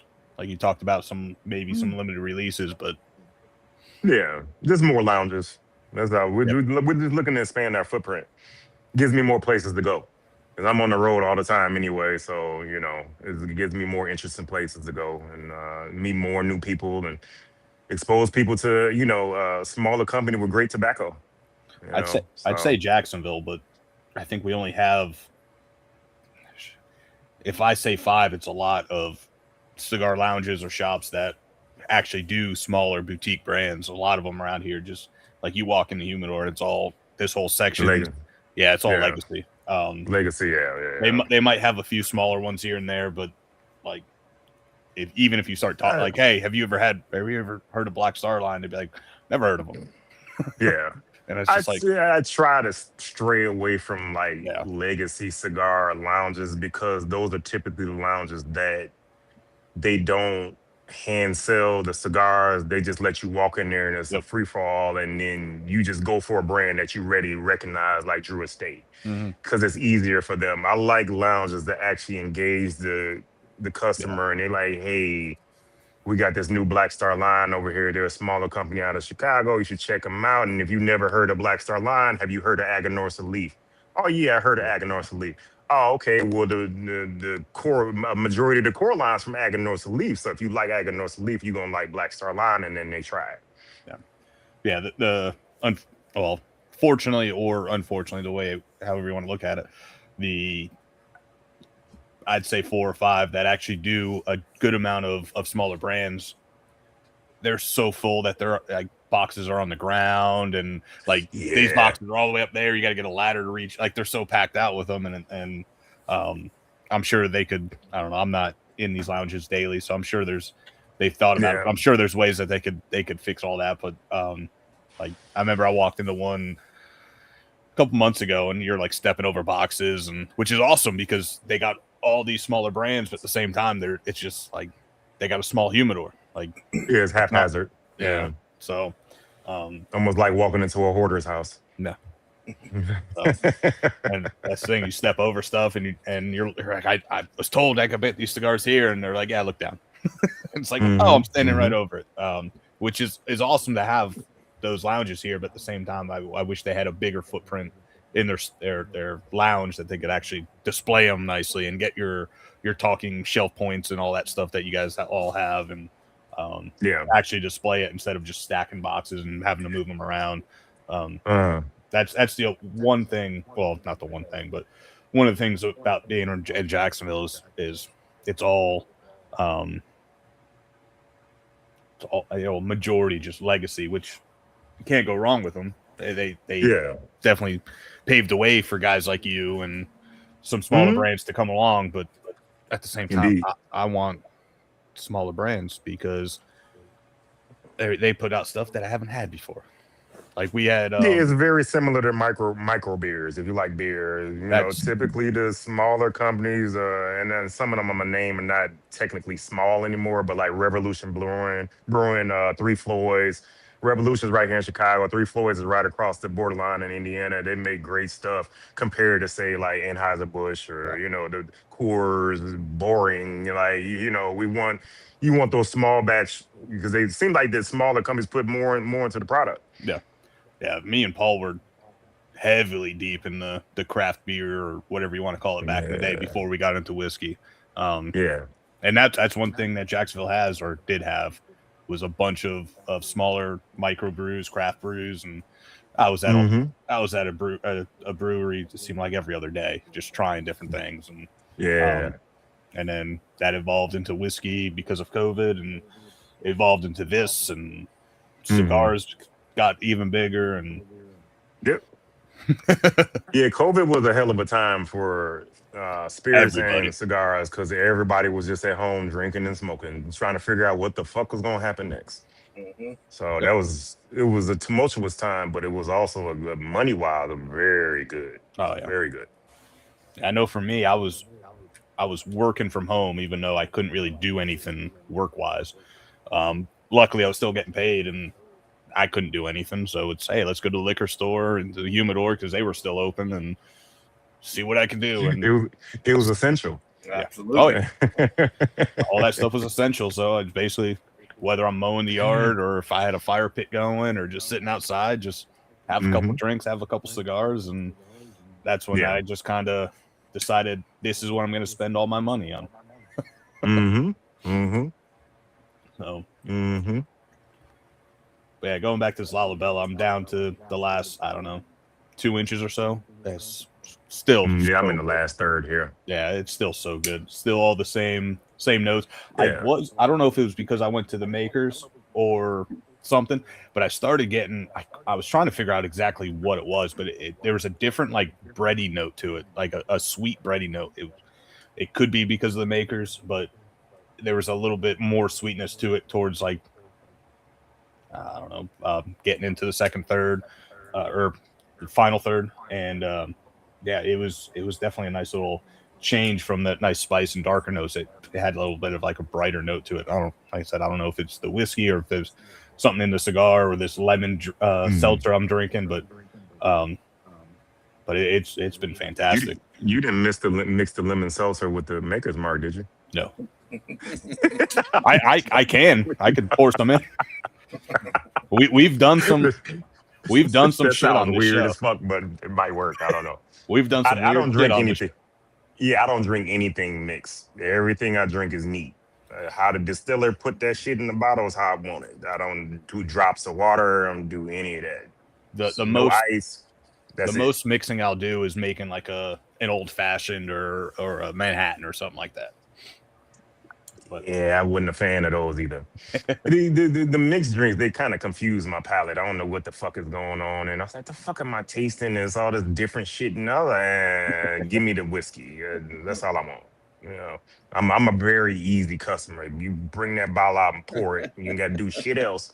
oh, Right. it's And we great. good. It's great going to whether it's a cigar lounge or a bar or whatever. It's like, hey, let me just get Maker's Mark or let me get Green River or this and that. They're like, and I was like, just pour a couple ounces in a glass and bring it to me. Yeah. Do you want? I'm totally easy. You want Coke or anything with it? It's like, nope. No. Do you want it ice? Nope. Just bring it. I'm good.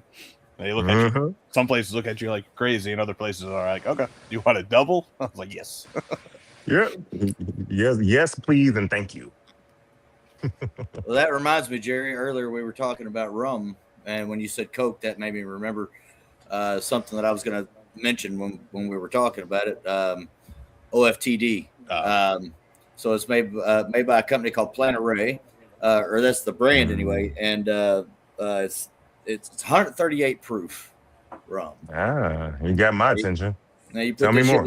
you put this shit with some Coke, and it's you can get a liter bottle down here in Kentucky for like $38. So I don't know what that would translate to in Illinois with taxes and all that, but it's probably fairly similar. But you put that shit in with some Coke and some ice.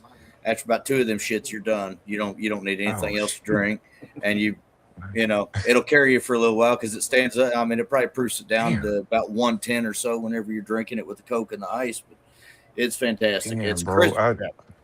Christmas I'm in a feeling glass. like when you say you put the Coke and the ice in there, man, I'm feeling like you just told me you beat your child. Once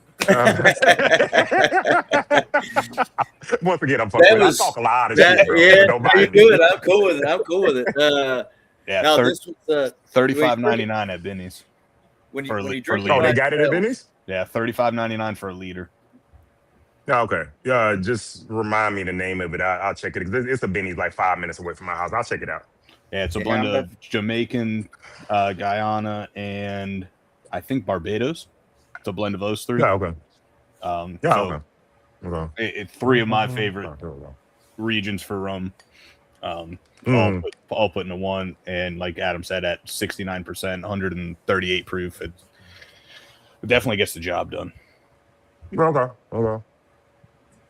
Yeah, I'll definitely check it out. Aric, I am sending. Oh, damn it! Is it did you say it was plantation? It was plantation. It's plantation. Formal plantation. It's now like it's a bigger bottle, right? Overproof rum. Yeah. Mm-hmm. Yeah, matter of fact, I got that here. It's over there somewhere. It's on the label. It says it has tobacco notes in it and something else. Probably. Yeah, I know what you're talking about. I have it here. I don't know. The label's huge. Yeah. The label's huge, and has a bunch of it's like orange and black or something. Yeah. I know what you. I have that here. I don't know where it is. It's over there somewhere, but I have that. Yeah, that's a good one. It's hot. Yeah, that's a hot one. Yeah. Mm-hmm. And I know you said you're not too big of a fan of cocktails, but it makes some fantastic cocktails. I made a allspice dram. So it's basically you take allspice berries, you toast them up, you crush them, and you let it sit in. They say high proof rum. They say 151. Okay. I went with this instead because I like the flavor of this versus just Bacardi 151. Okay. And then you mix it with, or you cook it down with, if I remember correctly, I think it's like brown sugar or something like that, or turbinado sugar, and you just let it cool down. It's basically more or less like a simple syrup type deal, and with rum in it, and it makes some fantastic cocktails. I'm gonna be perfectly honest with you, brother. I'm too fucking lazy to do that shit. So I've made it once, and it made. I think I put it in like a 16-ounce mason jar or something like that, 12 ounce, and I still have it because you only use like a bar spoon worth or half an ounce. It lasts forever, and I'm like, yeah, I'd go online and buy it before I do it again, just because it takes like a day and a half to actually do it, because you got to let it sit and this and that. But it was fun. I'd drink half the bottle by the time that shit was even done. Well, I did. But yeah, we'll have to we'll have to shoot you over some different rums to try with some of your your cigars. Yeah, just shoot me a list. I'll run through it. Like I said, you get some of those 120 proof rums, and it hits the spot. Different animal. Okay. All right. Yeah, sounds like a good time. So, Well, I think there's one pairing that we didn't do yet. talking about doing crazy shit on this show. And I think we have to, in honor of All our right, let's go. in honor of our guests. Our one and only resident of Chicago guest on this show. You guys have heard us talk about it. You guys have heard us bitch about it. We're all gonna have a shot of, well, Jerry's not, but the rest of us gonna have a shot of Malort together. If I had some, I would. I forgot what I had poured in here, and I picked up the Glen to smell it, and regretted my entire life today. So We're going to be pouring up. This is a little bit of Chicago's own Jepson's Malort. And if you haven't heard of it, good for you. But Now the Jepson's bourbon is actually good. that is actually good, and it's priced good too. It's Yeah. $25. Yeah. Damn good bottle. Yeah, of that's bourbon. actually good. But this shit is awful, and it is marketing. The marketing accepts that it's awful, and they sell it because it is awful. There's no need to have this product except to fuck with your friends. And there's no need for your bottle to be that low. Because I've sent a lot out, and then like you said, we went through that month or so where we were closing every damn show for some reason with a shot of this swill. Yeah, Well, I got mine poured. I'm ready whenever I'm y'all on are. board. I've just ruined this Glencairn. Yep. I Oh, smell. shit, you put it in the Glencairn? Oh, That's all fuck. I I would have got didn't another know glass we were for this. doing that. That's all I got out here is Glencairn. This deserves a styrofoam cup. It might eat through the styrofoam. It may, but that's all I got. So this Glencairn is done. I got another clean one next to me because this one's heading straight for the dishwasher. Yeah, you might as well throw it in the trash. Fuck the dishwasher. The thing about Malort is why it's so fucking tricky is it doesn't smell bad. No. It doesn't smell bad at all. It's not horrible on the nose. It's just when it hits your that's how you palate, trick especially people. on the back end. That's when it gets, that's when the party starts. Yeah. So, Party I Look, don't want to ever go to, but we continue going back. So All right. Said, cheers, fellas. Cheers. Have cheers. fun.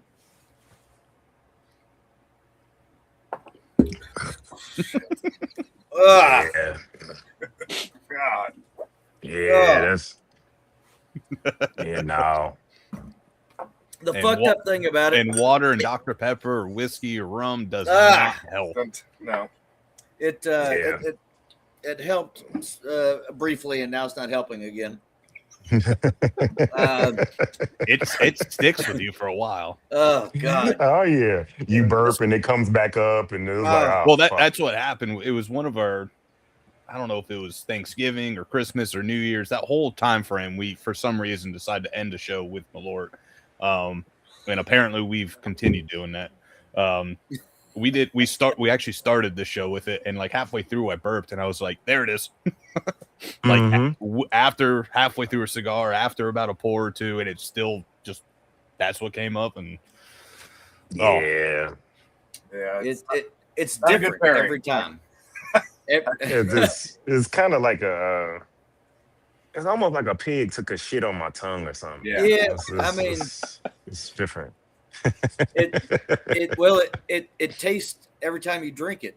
You find new levels of horrible, right? So it's this time it was like somebody had made vodka and put terrible dill pickle juice in it and then filtered that shit through a Russian that old brine. stock. Yeah, it just God, it's awful.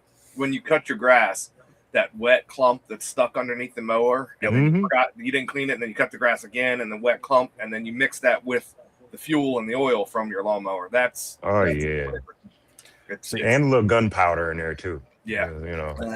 there's definitely something metallic-y in there.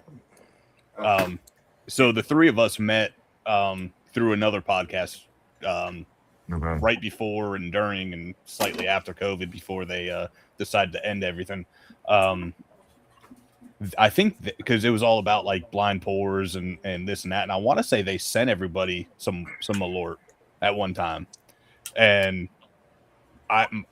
we tried it. We used to do like a monthly Zoom call, and we all did it there or something. I don't remember exactly, but I remember my tasting notes were it was a homeless guy who had no shoes but had socks on, walked through a city after a rain, like you get all that nasty stuff in the city, like by the sewers. You walk through there and you took the sock and you wrung it out over your glass and you drank that. That was my notes. Yeah. It And is to this day, interesting spirit. It's the same thing. And then Paul says the grass clipping, which as soon as he said that, I'm like, yep, you could throw the grass clippings in with that sock taste. And like there's no redeeming fact. Like that time I got a little bit of lime, but it's the worst lime I've ever had. Like, yeah, it's a old molded. Yeah, I like pickles. I love pickles. I actually have Jerry and I both have a pickle bourbon. But that is the worst. It's a bourbon that was bourbon in pickle barrels. Yeah, I'm good. It's actually pretty damn good. It's if good. If you like pickles, it's pretty good. I do like pickles. I just don't know how it will be in the bourbon. So I mean, I tried it once. Fuck it, I tried it. But where do you get that from? No, well, there's a distillery here in Lexington that used to make it, but they don't make it anymore. They got tired of being. They got tired of being called the pickle whiskey distillery. Whiskey. Yeah, you can't make it and they get mad about what you made because they have they have a bunch of other offerings that are really good too, but everyone will just show up. Hey, you got any more pickle whiskey?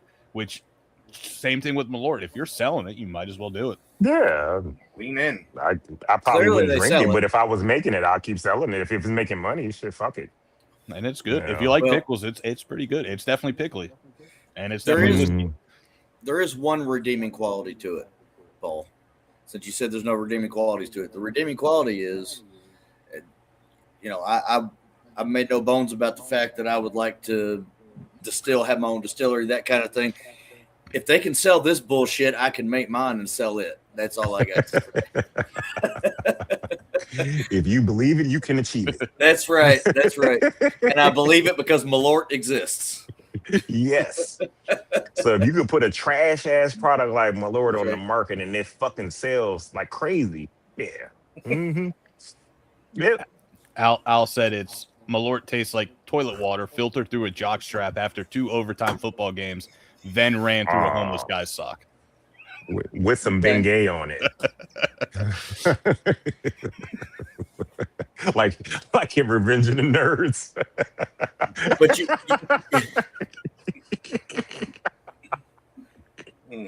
that's shit. The thing. I haven't said a lot of movie quotes, but I watch a lot of movies. So a lot of times I'll refer to movies and stuff. So yeah, well, and in that note, one of them just died from Robert Carradine. Robert Carradine. The fun fact that I just found out, I had no idea that Robert Carradine is David Carradine's brother. I didn't know that. His brother from Kung Fu. That's right. And then they have another brother that was on Dexter. Yeah, Keith Carradine. Yep. And then the blonde from the Goonies, the girl. Mm-hmm. That's that's Robert Carradine's daughter. Really? I didn't know that. I didn't know that. Yeah, that's Martha cool. Plimpton. Yeah. So they got my shit. Acting dynasty there. Yeah. Hey, Goonies, you guys. Great movie. I've been waiting for the reboot. They keep talking about it. I love you. I love you, Sunk. I got a sticker on my door at work, and it's him, and it says I love my coworkers, and it's just him like half eyed. I'm waiting for HR to tell me to take it off. I've had nights that I drunk so much my eyes look like sloth's eyes. Just fucking got lopsided. It's just like, oh fuck. I was like, I think I drank too much tonight. Yeah, that sloth So now I'm looking like Rocky Dennis from Mask and shit. Oh my God. Now all I'm gonna think is when you guys record your Spirits and Secrets and I listen to it, I'm just gonna picture you guys as just that's what you guys are looking like in episode 3. Sometimes at the end, that's what we get sounding like. So the other guys have a conspiracy podcast, which they record 3-4 hours at a time. Try Yeah, to something like that. we get progressively better as it goes along because we have no filters by the end. We're drunk as I shit. saw a meme on Instagram, and it had Rocky Dennis from the movie on the picture, and the caption said, "This is what you look like when you eat a chick's ass and you have a peanut allergy." I was like, I was like, that's fucked up. Oh shit! Yeah, that was wild. I was like, wow. And I was like, whoever came with this, high five, because that was a good one. Oh God! Oh shit! It's true. It's true. When you think about it, it's true. Mm-hmm. I mean, just the whole face swell up. Mm-hmm. Mm. Okay, why don't you take your mask off? Why don't you take your mask off?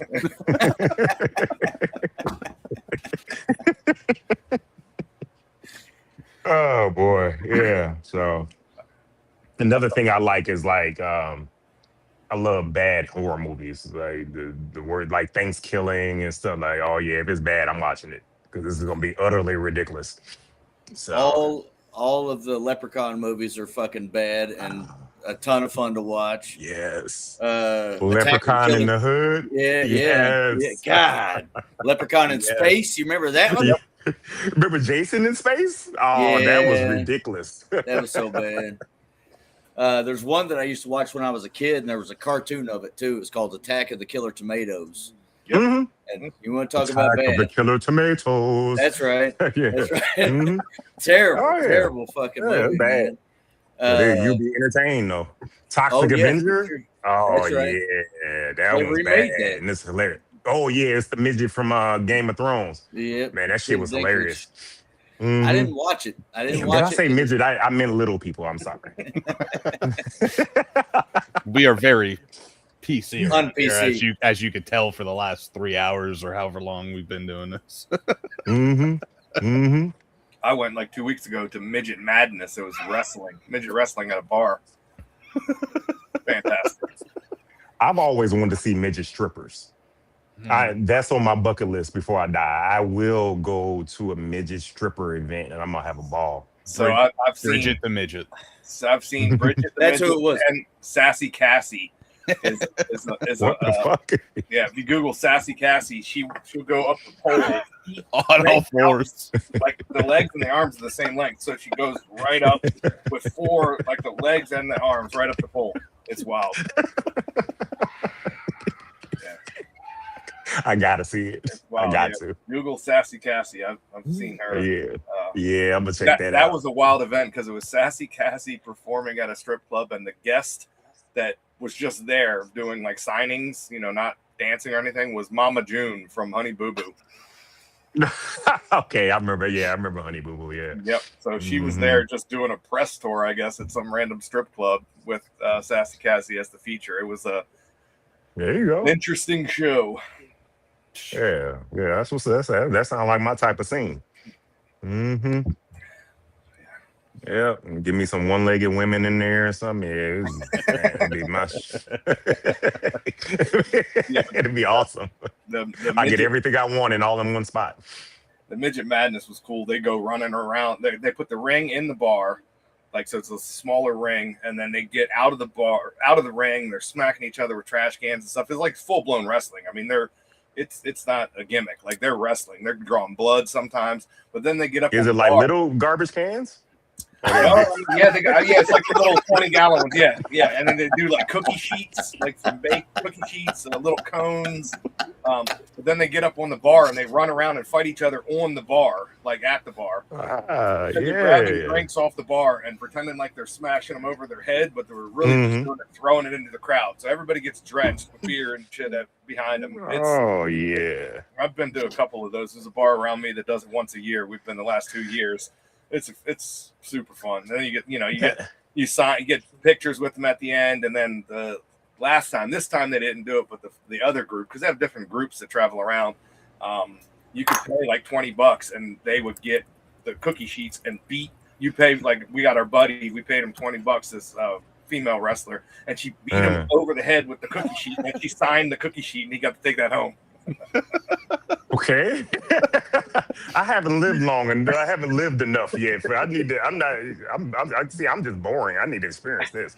I think we all need to like go. Gargamel. I'm like Gargamel off of Smurfs. Like I'm always looking for where they are, because every time I see, it's like one off. You only see one. I'm like, okay, where? I'm gonna follow one day. It's got to be like a community. I'm like, where y'all at? I'm like, yo, where y'all live at? Because it's like small houses somewhere, or like where do y'all go? You know, so I'm genuinely curious. Like I'm like, where the fuck y'all? Do y'all live in the same area or what? I want to know. You know, I'm not trying to catch y'all and take you to the end of the rainbow and nothing like that. I just want to know, what's going on. Put a cover back on this operation. I think we all need to go to Maryland for one of these shows one day. They travel all around the country. You just got to look in the right corners of the internet to find it. But they go from bar to bar to bar. They got their tour bus, and they break down the ring right after the show. There's guys coming out and breaking down the ring, and they go tour the country at these little is it a small bus? No, it's a full-size tour bus. Yeah. You got to put the ring in real estate. The ring in there. Real estate in there, huh? Okay, yeah, I like that. All right. They got one wore like the luchador mask, and they were selling the masks. Guys in the crowd wearing the luchador masks from the merch table. Like Jack Black. Yep, exactly. Yeah, no, it's good. It's a good time. They put on a good show. It's you think of it as gimmicky, but this is their job. They're into it, man. It's a good show they put on. Yeah. What was the name? You can see the more y'all talk to me and why me and Boofy get along very well. Cause I'm nuts. I'm actually kind of tame today too. So, but if you get me and Boofy together, it's the conversation is just insane. So that's my brother. I love that dude. Man, we did when I first got acquainted with him. I hit him up on IG and I was like, hey, man, would you be willing to do an IG live with me? And he immediately was like, hell yeah, let's do it. So we scheduled it. I put out a flyer for so everybody know I was on there with him. And he got on there. And I wasn't familiar with Matt Booth's personality. I didn't know him at all. I never met him, none of that. I just knew of him because of Room 101. So we got on there live and he got to talking crazy. And I think he thought he was going to shock me. But when I started going right back at him, it was hilarious for a whole hour. And at the end of the IG live, he hit me up and he was like, dude, here's my number. I fuck with you wholeheartedly. You can call me anytime. And we've been brothers ever since. That's awesome. We'll have to get both y'all on at the same time sometime, then see what kind of fires get started. Yeah, you wanted to be real crazy. Get me and him on there. Yeah. It's gonna be crazy. On his website, Room 101, they got a little link or a page for conspiracy. There's nothing there yet, but he has a little conspiracy link, and I've seen some lives or some videos with him, and yeah, it's I'm sure it was tamed for some of these videos because he was doing interviews or whatever, and I could imagine what he. When he still, before he sold the company to General or SGG or whatever it was, at his booth at PCA, he had a glory hole there. So he's just a different dude.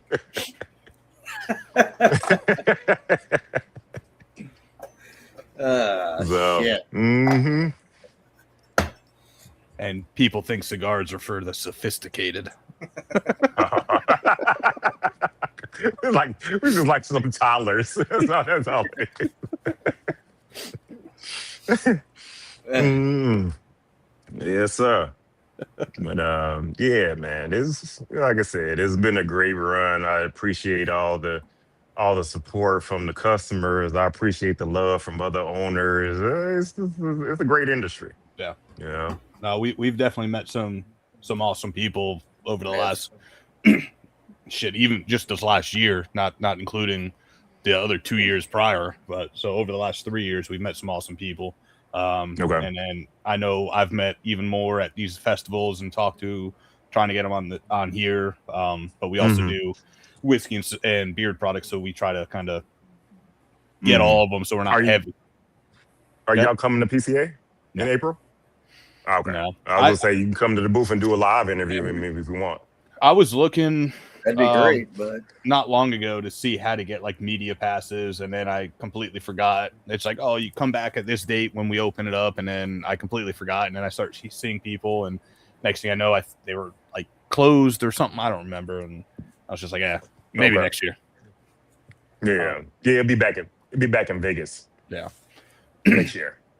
So the show, in my opinion, the show is better in Vegas than it is in New Orleans. Me personally, I don't like Vegas, but the sales are better in Vegas from what I did from last year in the past. So I think it's a better show in Vegas, and I'm actually surprised I'm saying that I think it should stay in Vegas.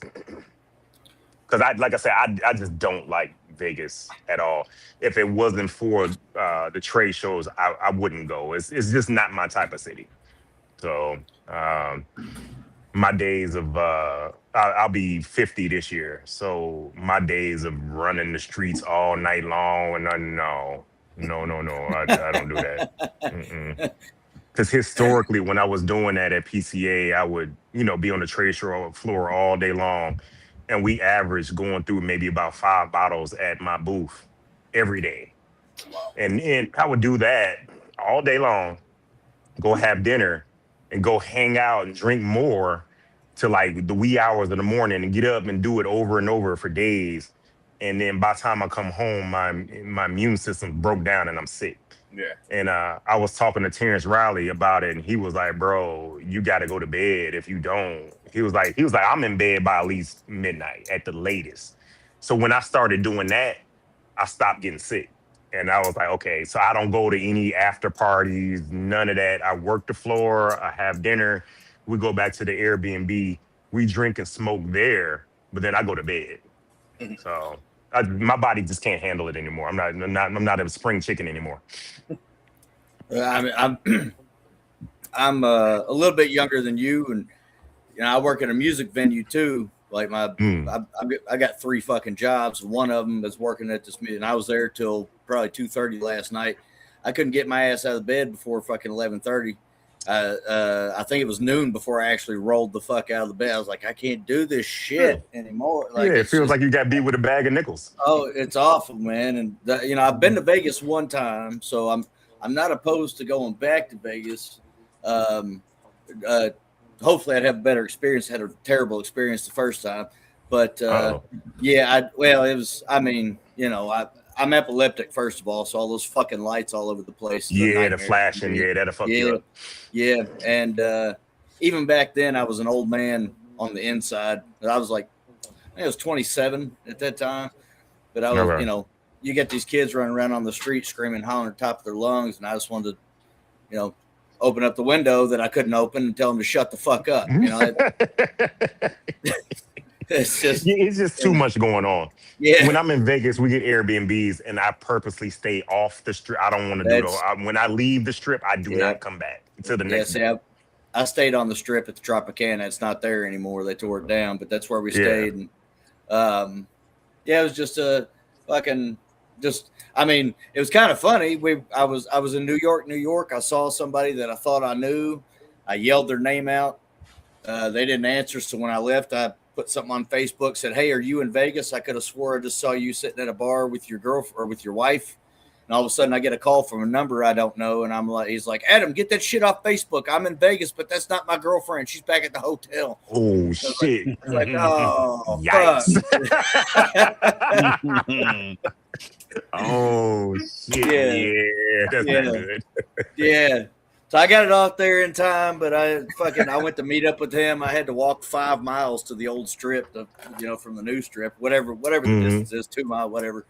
But it was just a fucking got accosted by a hooker. I was broke by day 4. I was out there for a week. There's a ton of shit and all kinds. It was just a bad situation. So I'd like to go back. Did you get married out there too? No, I did not. Absolutely not. some random chick from the strip. No, that didn't come on, we're gonna get married. he ran into the midget stripper. So I actually, one thing I could check off my bucket list. I went to a wedding in Vegas. Oh, did you? Okay. They had an Elvis impersonator as the nice, preacher, I guess, that married them. And yeah, it was. And then we went to a bar in old Vegas, and as I was walking out, I got a chance to see somebody get their ass kicked right on the gambling floor. It was great. We were getting ready to walk out, and I saw the ass kicking, and I was like, "Oh no, I gotta watch this." It was good. It was real good. They had him on the ground. They were pounding. It was like a ground and pound from MMA. It was like 4 people on one dude, and it was some chicks in there on it too. I was like, "Oh shit!" I was like, "Go ahead, baby, pound them out. That's good. They get that ground and pound, and it's great. I love it. I like your technique. It's good." How much money? Use the elbow more. How much money did you make off that fight? I should have bet on it. I should have. Just call some random people up like, man, what's the over under on on this one? Yeah, I'm ignorant like that. I was like, oh shit, y'all fighting. I'm gonna watch. It's great. Because y'all going to jail and somebody's hurting. I'm going to have some more drinks. Right. That's right. Yeah, that would be cool to go out there for that. They got all kinds of cool shit like that out there, They got the electronics convention, whatever. I guess my buddy told me the other day that's where the porn convention. That's a good one too. The porn convention, the awards and shit. Which I mean, whatever, But it's just fucking. I wouldn't mind going out there for something like this for PCA to check that out. That'd be cool. Yeah, because you all technically media. I would suggest, at least do it once and see if it's something that's, beneficial for your show. Because you can interview you can catch everybody damn near, because everybody's there. So even Eduardo from Aganorsa, he comes sometimes. You could sit down and interview him because he don't come out a lot with his rich ass. Because that fucker, not only does he own Aganorsa, but he fucking sells beef.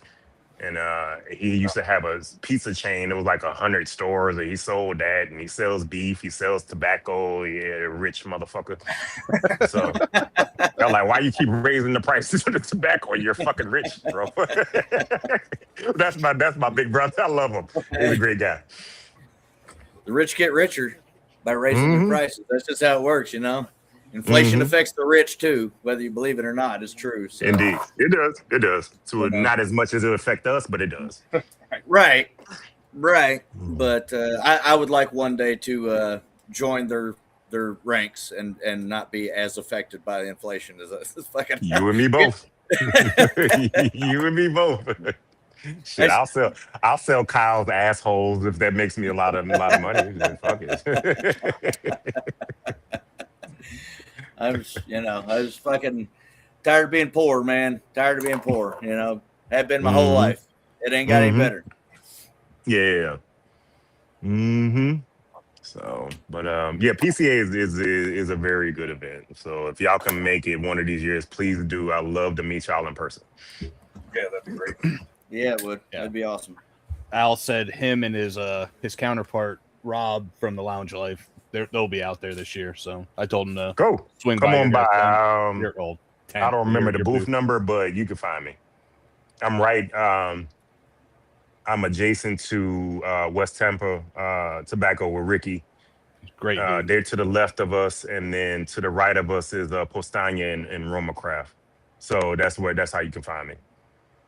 I'm trying to remember the booth number. Off the top of my head, I don't remember. Rick's a cool guy. If Rich is still on, he could put the booth number in the comments. Yeah, we sat down with Rick not too long ago. He's a cool dude. Yeah, that's my boy. Yeah, me and Ricky are very good friends as well. He looks at, he gives me a lot of advice. And the last time I talked to him, he was like, man, you're a small company, but even though you're a small company, whether you know it or not, he was like, you've gained the respect of the industry. No. And he was like, just keep on doing what you're doing and you're gonna be fine. So Yeah, he knows a lot of things. He knows a lot of people and hmm knows a lot of things. hmm I love watching his little reels or clips or whatever. Like he yeah. knows the cigars, but he knows everything else about it too, like humidity and temperature and hmm why this is rolled this way and that way. And um, yeah, he's fun to listen to. Yeah. And his And daughter works for him. She's very yeah, nice. She's a nice young lady, and she does a good job for him too. So yeah, they got a good organization going on. yeah. Gus is I can't remember what Gus's position is with the company, but I don't know if he's a partner or if he just works for Rick. But he's a great guy too. You're going to be at booth 4744. There it is. So Thanks for helping the old man out. So, yeah, 1 year I don't know. We'll have to keep our eye out and see how we can become media or get the media pass for next year. Yeah, I think you had to pay the PCA membership was Yeah. $800, and then whatever the media badge is. So Yeah, I don't know. not Maybe, hard. They just want you to pay. Yeah. Yeah, you can get any badge as long as you have deep pockets. Mm-hmm. I'll talk to Al and see what they did and see how they went that route and go from there. I don't know why I said Yeah, but they research. definitely can come by, have some whiskey with me, and we'll do an interview right there on the spot, and I'll talk about the new release and all that stuff. So, There you go. because that's primarily my main role at the booth is I do the interviews and everybody else does the sales and stuff. Because a lot of times that's why we got a 20 by 20 booth this year. Because a lot of the other booths, the sizes that we had, it was just wasn't big enough, and it just packed in there. So we had to get a bigger booth to accommodate the people that are coming in there. So yeah, it's a good situation. It's great for your exposure, for your brand and all that. So mhm. Have you heard of TPA, Tobacco Products Association? TPE, yeah, TPA. I did TPE, yeah. TPA. TPA? Yeah. I'm not familiar with that. What is that? It's similar, yet different. It's more focused on smaller boutique brands. Ish with Vamp Cigars. He's one of the. I don't know. I'm familiar with him though. He's one of the. I think he helped start it up. I could send you some information on that one too. Yeah, they're like I said, they do a bunch of kind of the same thing, but smaller boutique brands, lounge owners, podcasts like us, and then we meet. Which I keep telling Paul he could jump on, but I keep every time I tell him he could jump on, I don't end up jumping on that. But every Wednesday we jump on for like a little Zoom and talk shop, and then just hang out for like an hour. But I can send you that. Where is that held at? They're trying to get an event this year in Florida, like Pensacola area. But they're going to try to do Roy Jones. Do different Roy areas. Jones from Pensacola, the boxer. Yeah. Mm-hmm. Have you heard of Hayes Gray Cigars? No. They're out of Pensacola. They're going to be. I think they're going to be like the main, like, help set everything up. They're doing some weird tobaccos. Like we smoked the one that had like Zimbabwe tobacco and Portuguese tobacco, and what was the other weird one that they had in there? They had another weird one, I think. Yeah. And they're doing some cool stuff with some weird tobaccos. But yeah, it's definitely focused more. I smoked some Puerto Rican tobacco earlier today. I didn't like it, so I was like, "Yeah, I won't be using that." Yeah, some of those that are outside of like the DR and Nicaragua and Honduras and stuff like out of the main areas. Some of them have some funky notes to them. A lot of times the soil that they're growing in Mhm. is not suitable for tobacco, and they still grow it in there, and it doesn't have the characteristics of, say, from Dominican Republic or Honduras or Nicaragua. Its soil is, it doesn't have the nutrients in there, and even with Aganorsa, in between they're growing tobacco, they grow other stuff in there Yeah, in between the crops. They to grow help it. beans and dandelions and shit, and that helps to keep the Oh, nutrients in the yeah. soil. So when they grow the tobacco, it still has the same essence of the tobacco year after year after year. So it depends on what else, depending on what country they're in, what are they growing in between the tobacco to keep that soil healthy enough to make that tobacco good. Yeah. Yeah. So that's why a lot of tobacco is not grown in America as much anymore, because everything's grown elsewhere. Yeah. They take the seed, Cuban seeds, they'll take it and grow it elsewhere and that type of thing. So Yeah, Al said they'll swing by, so cool. Looking forward to it. should be It'd fun little time. it'd be best to shoot me an email and set up an appointment though, so I have time set to the side for them. They can hit me up on Black Star Line Cigars at Gmail, or shoot me a message on Instagram so we can get them on the schedule. So I'll have that time set aside for strictly for him. There you go. There you go, Al. Yeah, what you want to let the listeners know where to find you outside of the Instagram? Yeah, on Instagram and Facebook is Black Star Line Cigars. So it's easy to find me there. Or you can go to my website, blackstarline.shop. You can shoot me a message on there as well. And then, like I said, there's a where to buy section on there for the consumers that are watching. You can go on to where to buy and see if I'm carried somewhere near where you live, or it has all the online sites that you can buy virtually, and you can get my stuff. So we're a small company, but we're not that hard to find if you want to find me. You guys, either one of you guys have anything else?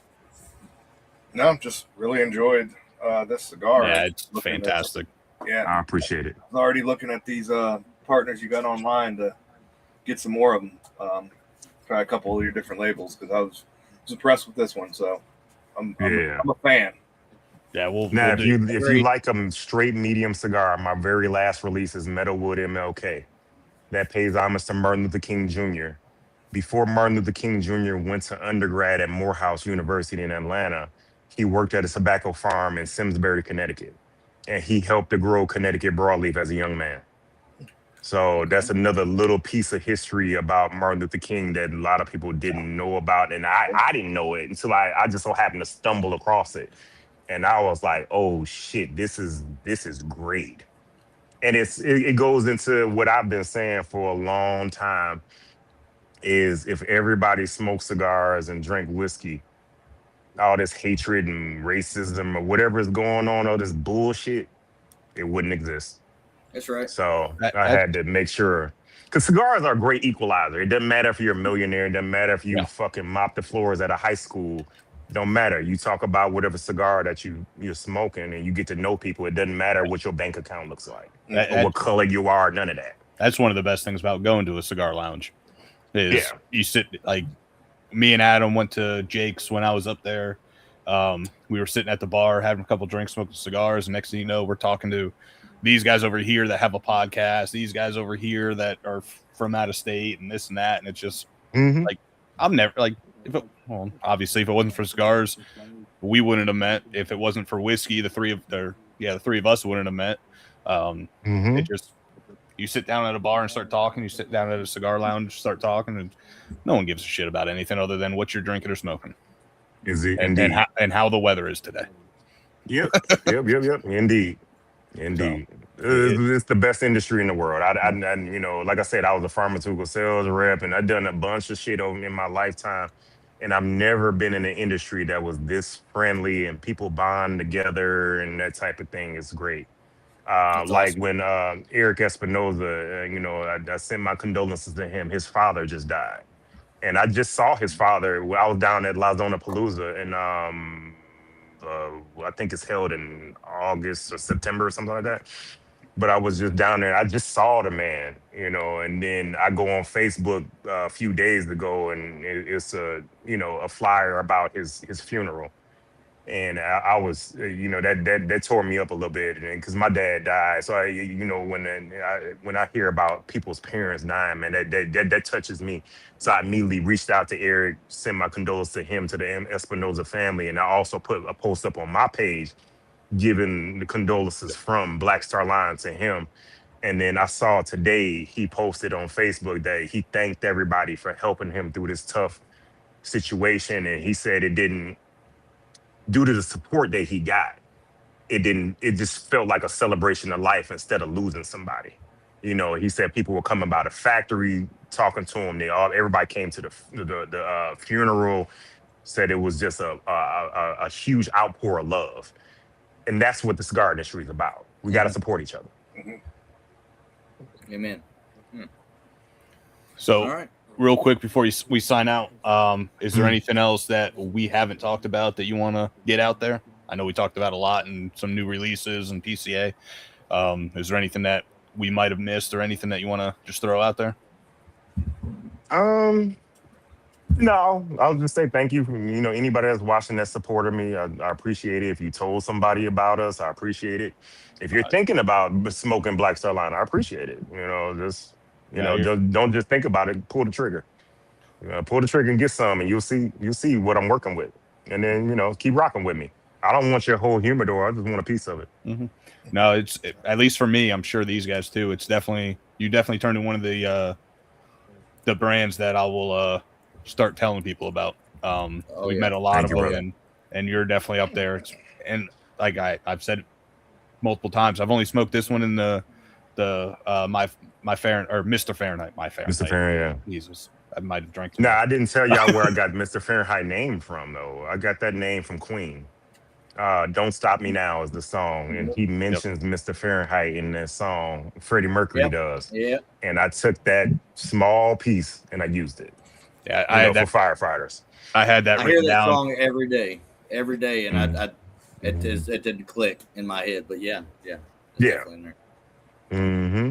I had that little bit written down for when we smoke it in like a month or whatever. I had that little thing, so you ruined it for me. My fault for giving the spoiler. Yeah, we'll say it again. Maybe I'll clip that and throw it into that episode.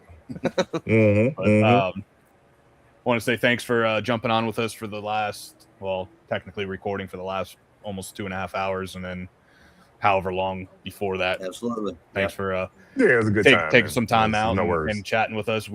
I had a great time. I'm sure these guys did too. We had a great smoke, some good whiskey. Let me know if you want to come back. If you want me to come back, I'll come back. It's fine. Maybe after PCA and you release that cigar, if we could get a hold of it and have you come on and talk about it then too. Yeah. Let me know. You know how to get in touch with me. Yeah, we'll definitely reach back out and get you back on with some of these new releases. And then if I could get a hold of my my sister and brother-in-law, if they could get up to Benny's and grab one of those releases, maybe. John Baptiste in 1837. Yeah, you need to try those. Yeah. So, Adam, you got to do a little sign out, because every time you're not here, me and Paul stumble over it like a motherfucker. All right, well, give me just a second here. I love you. Sleep good. I'll see you in the morning. My other one came down here to give me a hug a minute ago, and she looked up at the screen and she goes, "Daddy, why do they all look like you?" Even me? Yeah. So she said. So yeah, I was like, I guess because they all have beards. I don't know. They all have beards, cigars, and Beards, that is the common denominator here. Yeah, so that brings us to the end of another episode of Bourbon Beards with Belvedere's. Just like always, we ask that you reach out and support, active duty military members, veterans, LEOs, firefighters, first responders of any sort. They're all out there giving it all for us. So the least we can do is help them. And of course, you gotta be on the lookout for the children in your neighborhood, in your lives, however you may come into contact with them. The world's fucking nuts. It seems to be getting fucking crazier, and it seems like kids are the target, and we got to protect those that are most vulnerable amongst us. As always, enjoy your spirits and your cigars responsibly, and until